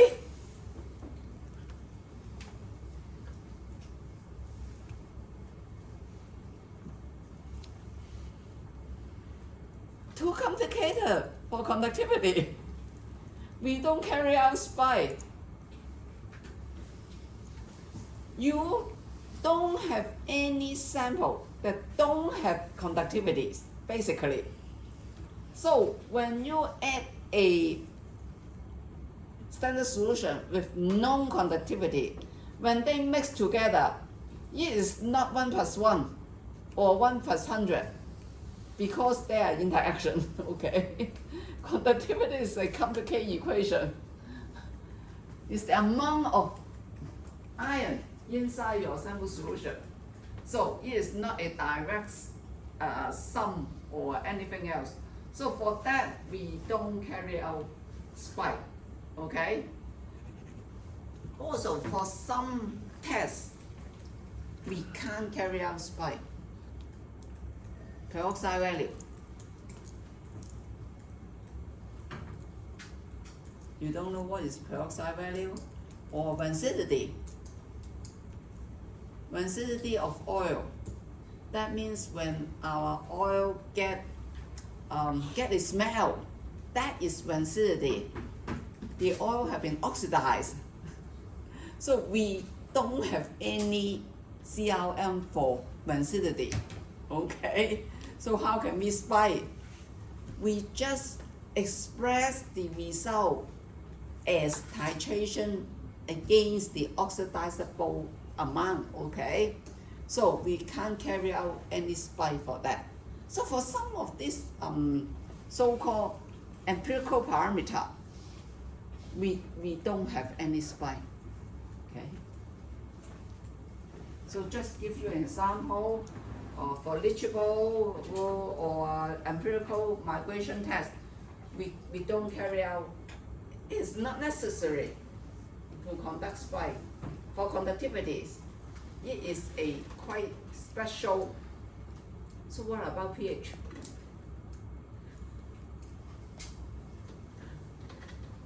Do we carry out SPI for pH?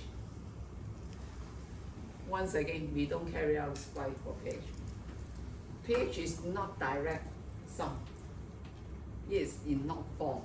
Although you can calculate the actual pH, but we don't carry out because there will be buffering effect in the sample solution.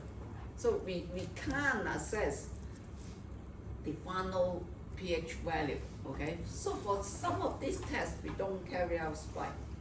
So spike sample, laboratory control sample. Okay. The most important control chart should be constructed for laboratory control sample. The requirement for laboratory control sample.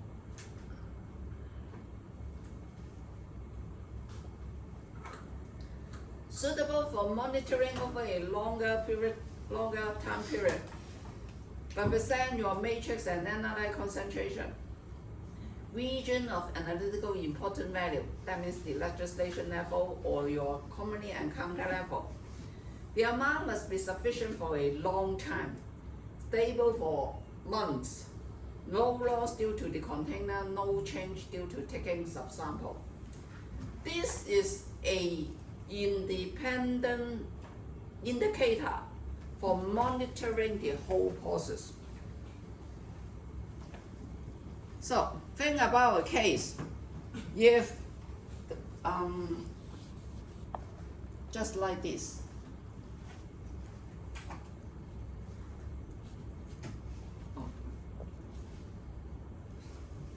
If you encounter a control chart like this one,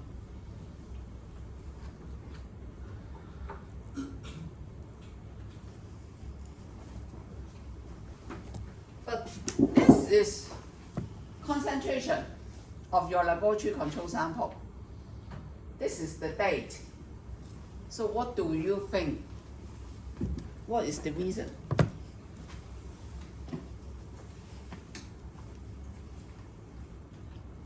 Laboratory control sample is the overall monitoring of the whole process. So if there is any change in your calibration curve, but the concentration of your laboratory control sample will not be changed, the signal will be higher. Then the quantified result will be also higher, okay? If deterioration of your standard solution, okay? But for standard solution, unless you monitor the absolute value, they will give you quantified to be the same, similar result as your midpoint. So for standard solution, you can't monitor whether there is any direct deterioration of your standard, of your calibration curve.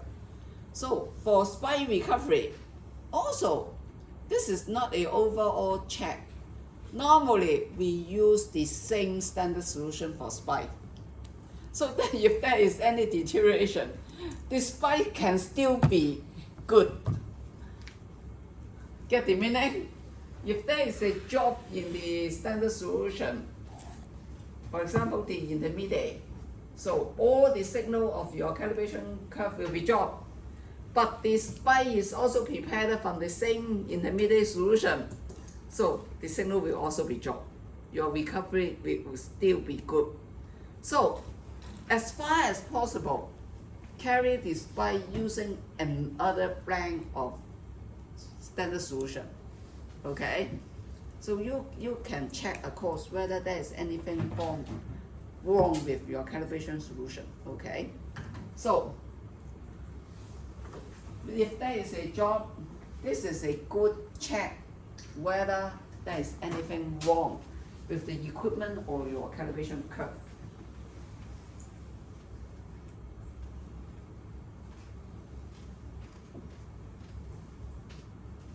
If you don't have a practice for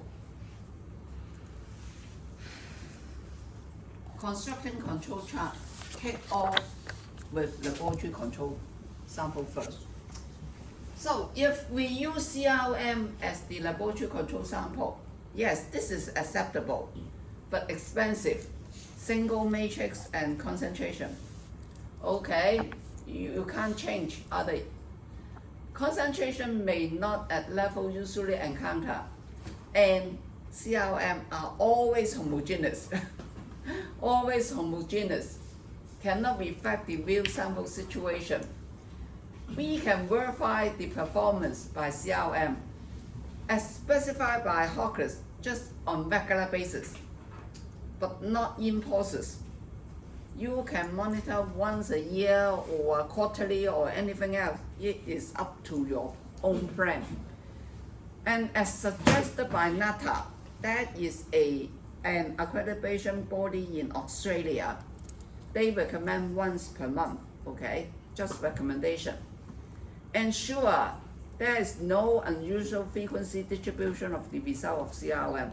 That means when you buy the CRM, do look at carefully their certificate, how to assign their, how they make their assigned value, okay? And check statistical treatment of proficiency test data if available. If this CRM is from PT result, then there may be something wrong with the CRM. But as a laboratory control sample, is the true value important?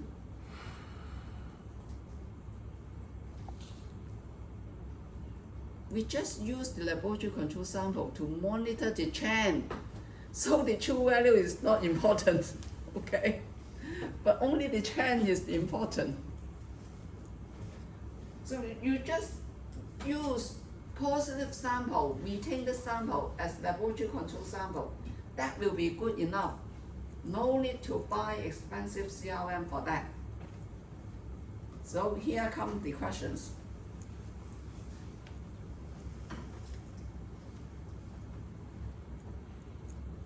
Can we have laboratory control sample for all types of chemical tests?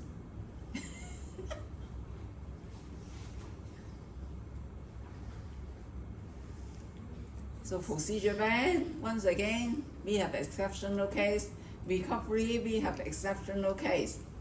Now we come to laboratory control sample. Do we have exceptional case? So the next question is duplicate.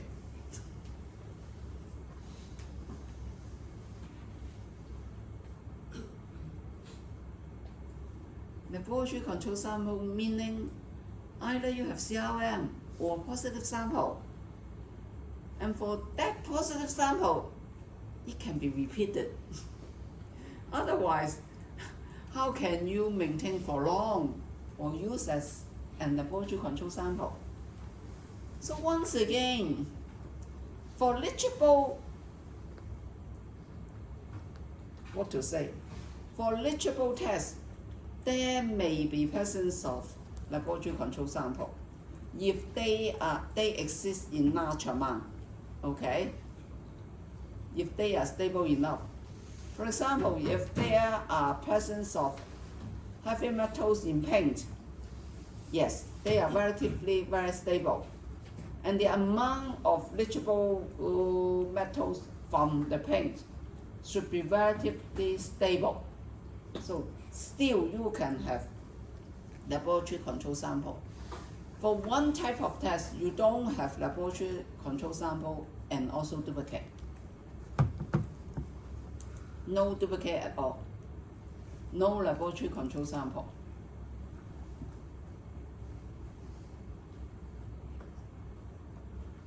That means the test cannot be repeated. And you don't have any subsampling procedure. Just the test. I tell you, if this is a cup, you will not split it into two parts and carry out the test. It is tested as a whole. Okay? So, no duplicate, because this has been already tested as a whole. So, no duplicate test. And then, can this be retested? You can always, yes, pour another portion of acetic acid into the cup. Assuming there is heavy metals coming out. For the second time, will the heavy metals coming out still the same? Of course, no. So for these types of tests, you don't have any chance of repeat. the test, and no subsampling procedure. The sample is tested as a whole, then no duplicate, no laboratory control sample, no spike. Even, oh yes, you have a procedure bank because you use acetic acid, so that is still procedure bank, okay? So it depends on what type of test. Don't think that it is mandatory for all sorts of quality control check. The function is to monitor the whole process, preferable to include in all tests.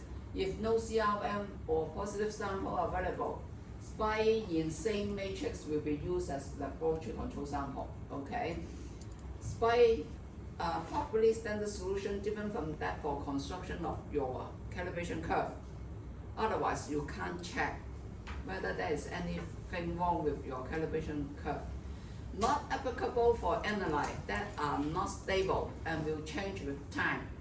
Example, moisture, peroxide value, acid value. This is a check of deterioration, so they cannot keep, okay? Moisture will be lost or gained with change of humidity. So all these, you don't have any laboratory control sample, okay? Control chart is mean chart. So we have mean chart for recovery, for laboratory control sample, for blank, for standard solution. Now we have range chart. What is range chart? Range chart is the absolute difference between the highest and lowest level of multiple analysis. For chemical tests, the most common multiple analysis is duplicate. That means the difference between the two duplicate. This is a control of repeatability. So when we plot range chart, the lower limit is 0.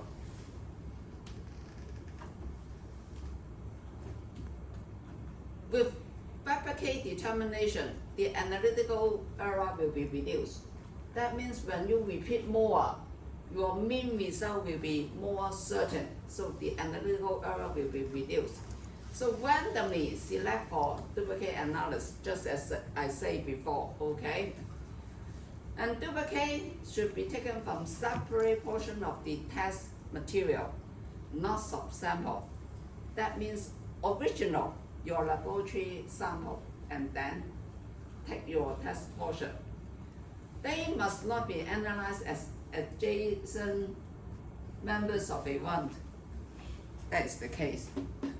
But all the laboratory do that, okay? So range chart, prefer to use positive sample. If no positive sample, then spike duplicate. In this case, subsampling effect cannot be controlled, okay, or checked. No need for analysis involving whole sample. That test cannot be repeated. Example, leachable lead and cadmium in ceramic and glassware, liquid release or migration test. Normally, you can't repeat, okay? Then you don't need to have duplicate analysis. So for migration test, it all depends what types of migration test. For the migration test, migration, not leachable, or somehow these two are quite similar. For water not water, food container, we do have migration test, but we can have duplicate because they use paper, use plastic, then they can have duplicate.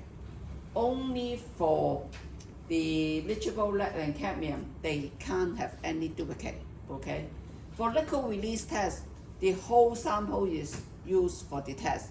Then, once again, they can't have any duplicate, okay?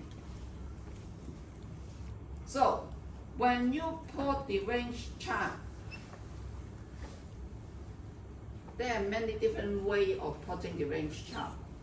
If this is actual sample, you can see that the level of concentration detected in different samples are quite different, 8 times than sample 1.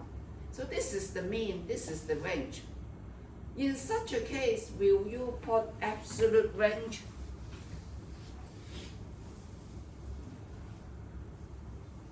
Positive sample, we say that the range is the maximum minus the minimum, okay? So for 3 sample, 3 days, we have different range. But the absolute range doesn't give you any idea. Because if the concentration is high, the range will be larger. For most of the common case. So instead of plotting the range, we will use the RPD, relative percentage difference, okay? We calculate the RPD, that means the range over the mean. Then we can have some control whether the duplicate analysis is within a certain range, okay? So, for range chart, mean range, that means the mean range is summation of all the range. And this is the variance. SR is equals, just calculate the standard deviation, okay? So the limit, we still have the control, warning limit and also the control limit. 2 SR and 3 SR, okay? Just like the mean chart. But normally we use absolute range. So the 0, the lowest range will be 0. So this is unsymmetrical control chart, you can say that. Unsymmetrical.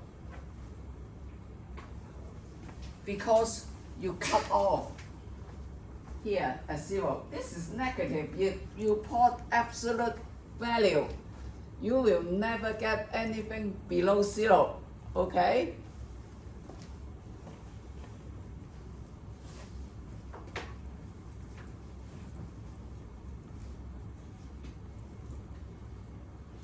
So, range chart duplicate.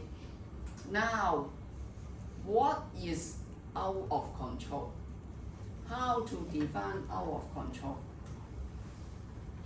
On this control chart, is there any out of control situation?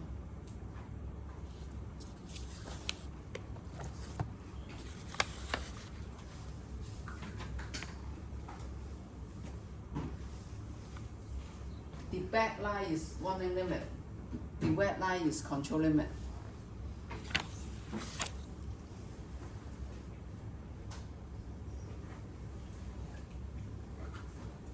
When we say that when the data is outside the control limit, the probability that it belongs to this group of data is only 0.3%. So we believe that there's something wrong here. So this is an out of control situation, okay? Now,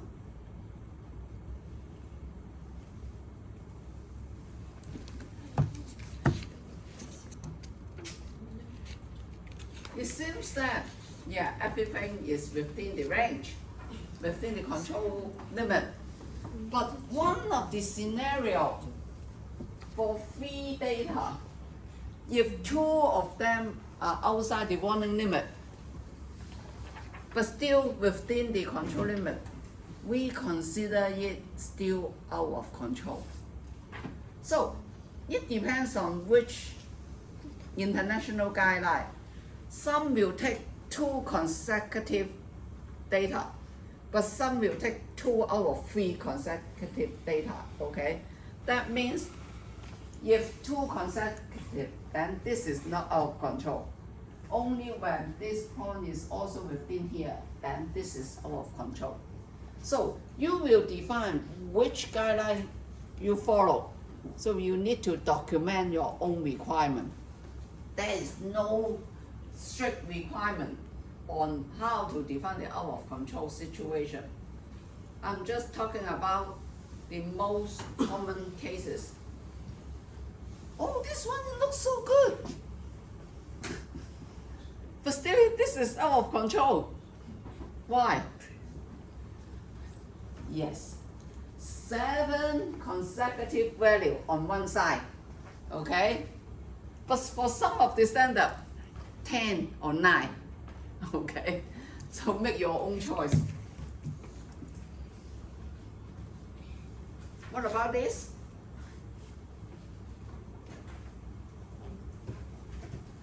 Four out of 5 larger than 1s, 1 standard deviation. Okay, that means this is 1 standard deviation, this is 2. So 4 out of 5. Okay.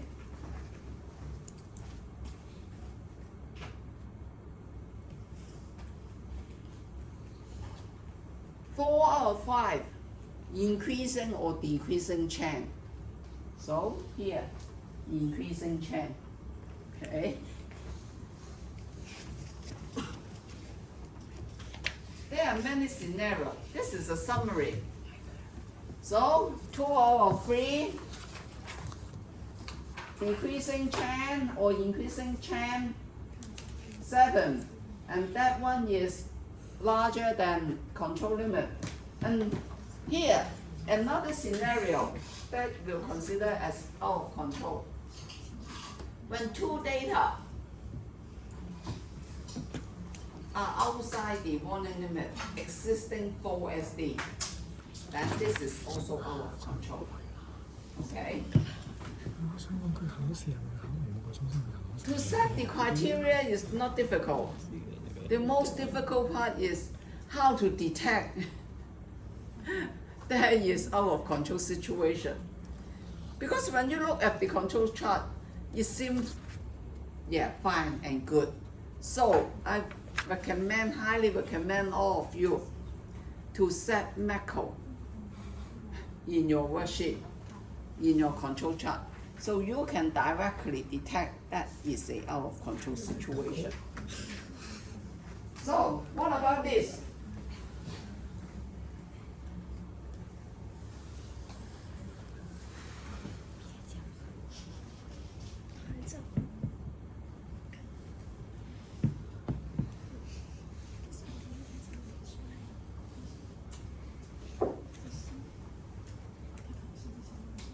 Up, down for 15 times.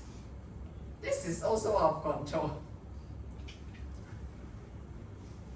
Because the probability is so weird.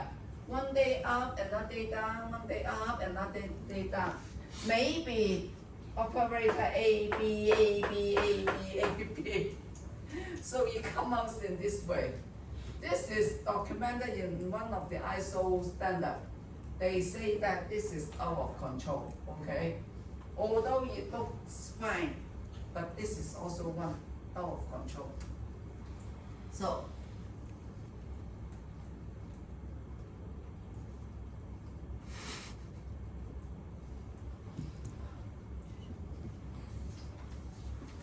one S only. What happened? 5 data up, 5 data down, and then also 5 data down. 10 on one side, of course, out of control, okay? Or maybe up and down for this 5, not a straight line. So, what do you identify if you find out the control chart is in this way? Once again, this is the actual case I identified during the assessment. Funny case. But when when you closely look at the analysis, you will understand. You will understand why is that there is such a situation. This is a dependent event. They should put the data, one data for 5 days instead of each day. For this test, this is determination of chloride by using silver nitrate. One of the solution used for the standardization kept for 1 week, only 1 week. So after 1 week, they need to prepare another solution and then re-standardize. So during re-standardize, there are uncertainty. So maybe last week their quantification, their standardized concentration is a little bit higher, and this week the concentration is a little bit lower. So the result for the laboratory control sample will be relatively higher for 1 week and relatively lower for another week. Okay, so all these 5 data are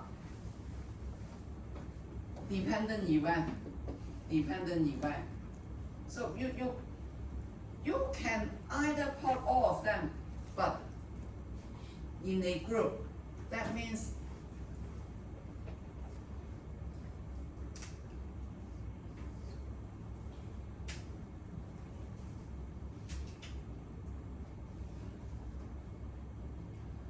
count it as one set of data, another set of data, okay? You put all the data, but just that the change is only 2 on one side, only 1 on one side. 1 week as a set of data, but not daily data, okay? Because the result depends on weekly standardization, okay? So this is quite funny.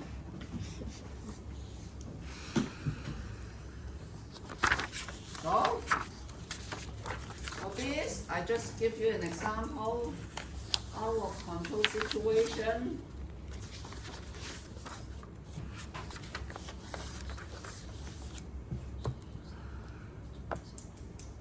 So, looks good. The last data is out of control. So, you need to repeat the whole batch of analysis and carry out investigation. If after investigation you can't find out the reason, this is most common, yes. And then we repeat the QC and everything is good again. That data basically belongs to this group of data. So you should include this data also in your calculation. Otherwise, you will find that the standard deviation will be converted. That means reduce the standard deviation. This, although this is out of control, but after checking, it should be part of the data. So include this data also in the subsequent calculation, okay? To ensure the standard deviation is a real normal distribution standard deviation. And some assessors prefer one-link control chart. But I can't understand what is one-link control chart. That means the mean, the standard deviation will change. You recalculate every day, that is a one-link control chart. But for one-link control chart, there will be problem. If there is a chance going up or going down, then it cannot be reflected because your axis is always changing. But I can't understand why is that he suggests one-link control chart. Okay, now let me see.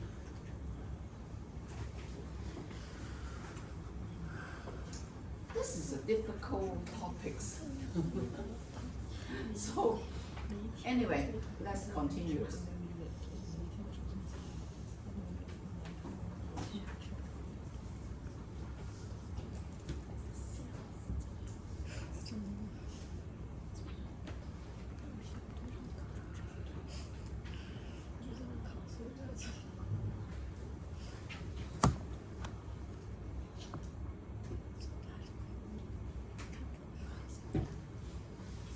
Okay, so as I say, for in-process control, we have blank, procedure blank, duplicate, recovery, laboratory control sample. There is also another in-process control check, that is performance of critical parameter. So what critical parameters I'm referring to? One is in the extraction efficiency. Another one is matrix effect. And lastly, the interference of the internal standard. So let me see whether I have any. Oh, this is so difficult. For extraction efficiency, still remember we use surrogate. Okay? We use surrogate for correction of recovery. So when one sample is detected of negative, can you ensure that this is a true negative result? True negative result.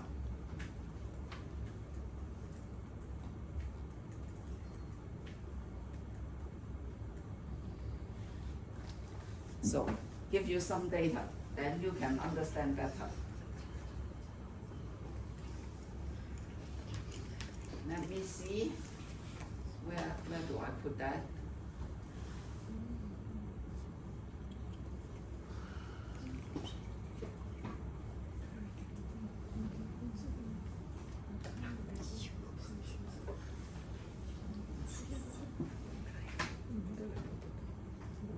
Okay, here. Okay. Using single comparison, not calibration curve. If 5 nanogram of standard A, the signal will give you 10,000. And we use internal standard. We have internal standard. The signal is 40,000, okay? And we also have surrogate. The signal is 110,000, okay?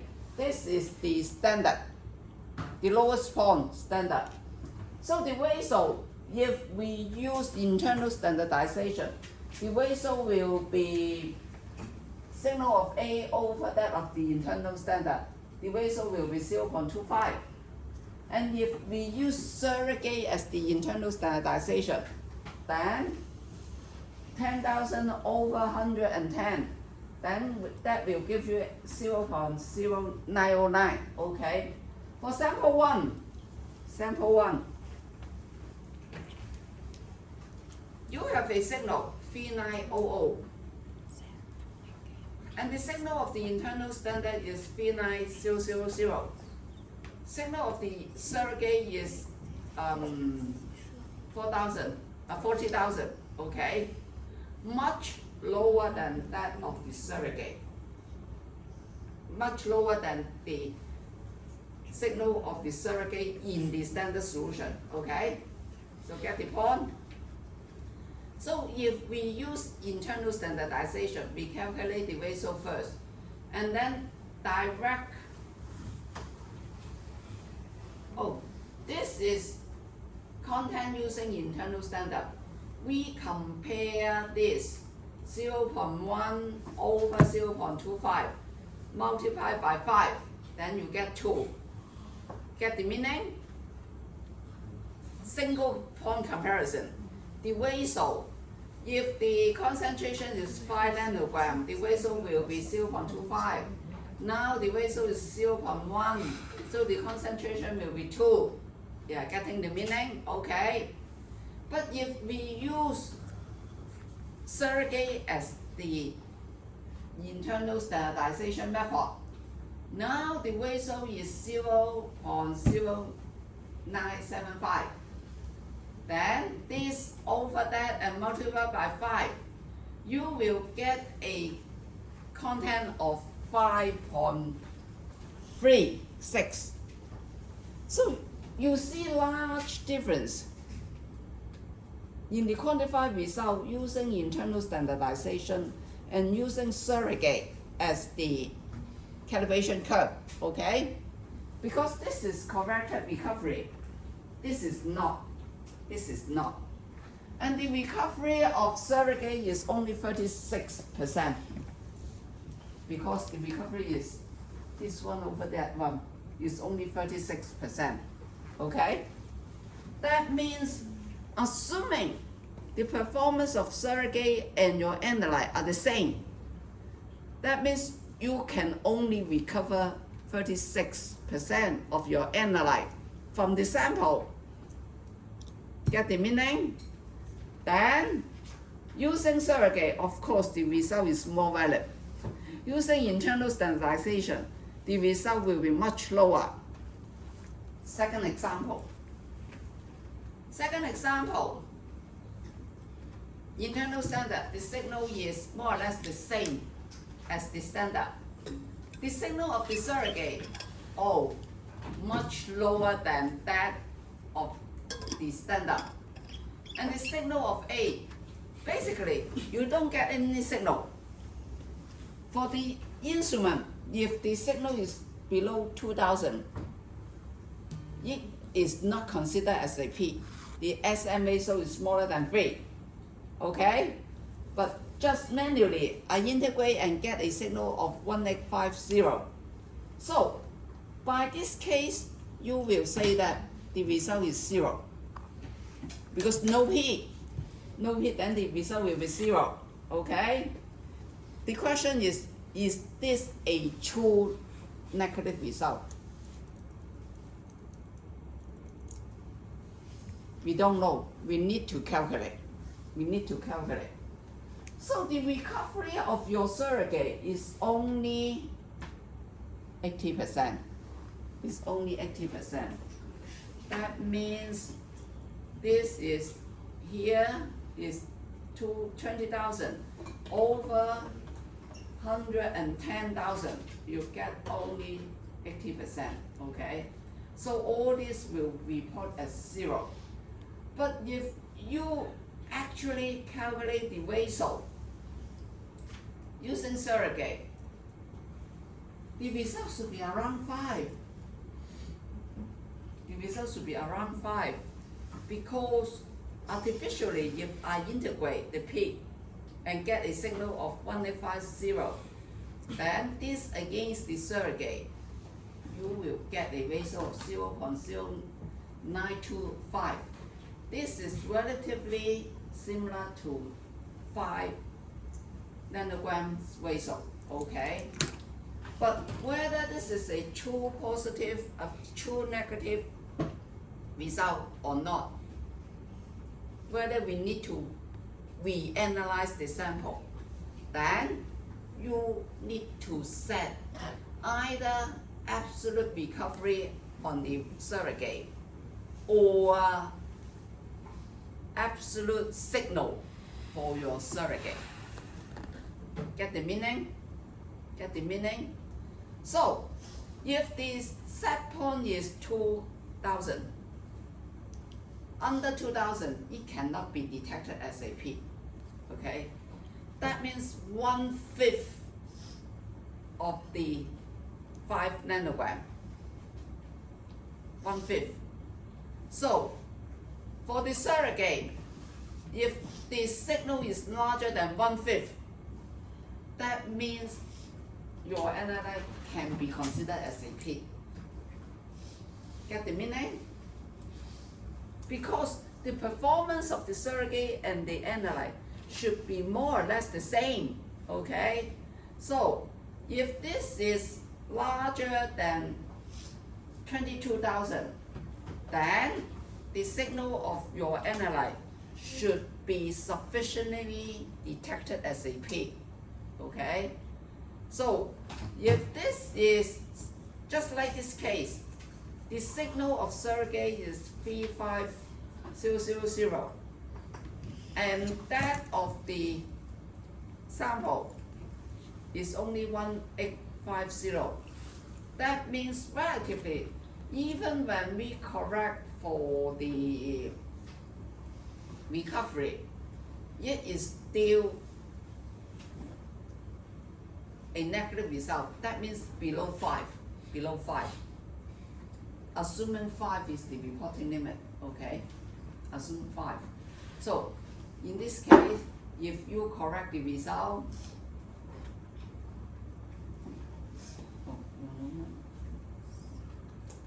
this have been corrected, the result, 0.05, and the quantified using, okay.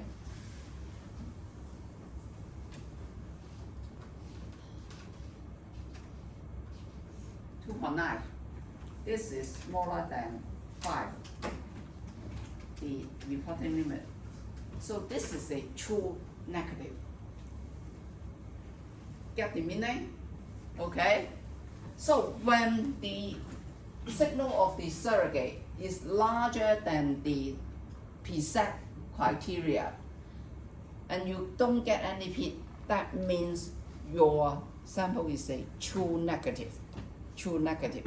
You don't need to repeat. Otherwise, you need to repeat the test. You need to repeat the test.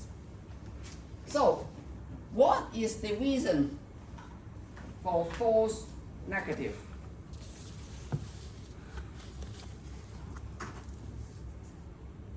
So this is just an introduction. This part is quite difficult, I understand.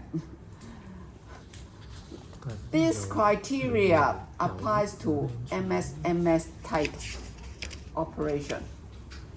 So we will talk in detail next week, and you can have some overview of the data first, so you can have some understanding before we come into detail on the possibility and the reason of false negative and true negative. Okay? 嗱，呢個5 nanogram A 咧，佢呢個人冇打咧係多咗啊，定係因為我啲睇落意思係5 nanogram A 應該有 sample 裏邊，但係佢又打唔出嚟，咁應該係 false positive。啊，唔係，我打錯咗啫，係咪打多咗？係啱啱所以啱啱聽到勁，係啦好懵啊！點解會？啊，呢個應該唔係查翻佢先嚇。咁我明。最緊要就係話，你係要靠個 surrogate 個 absolute signal 或者個 recovery，你就知道佢係唔係 true negative。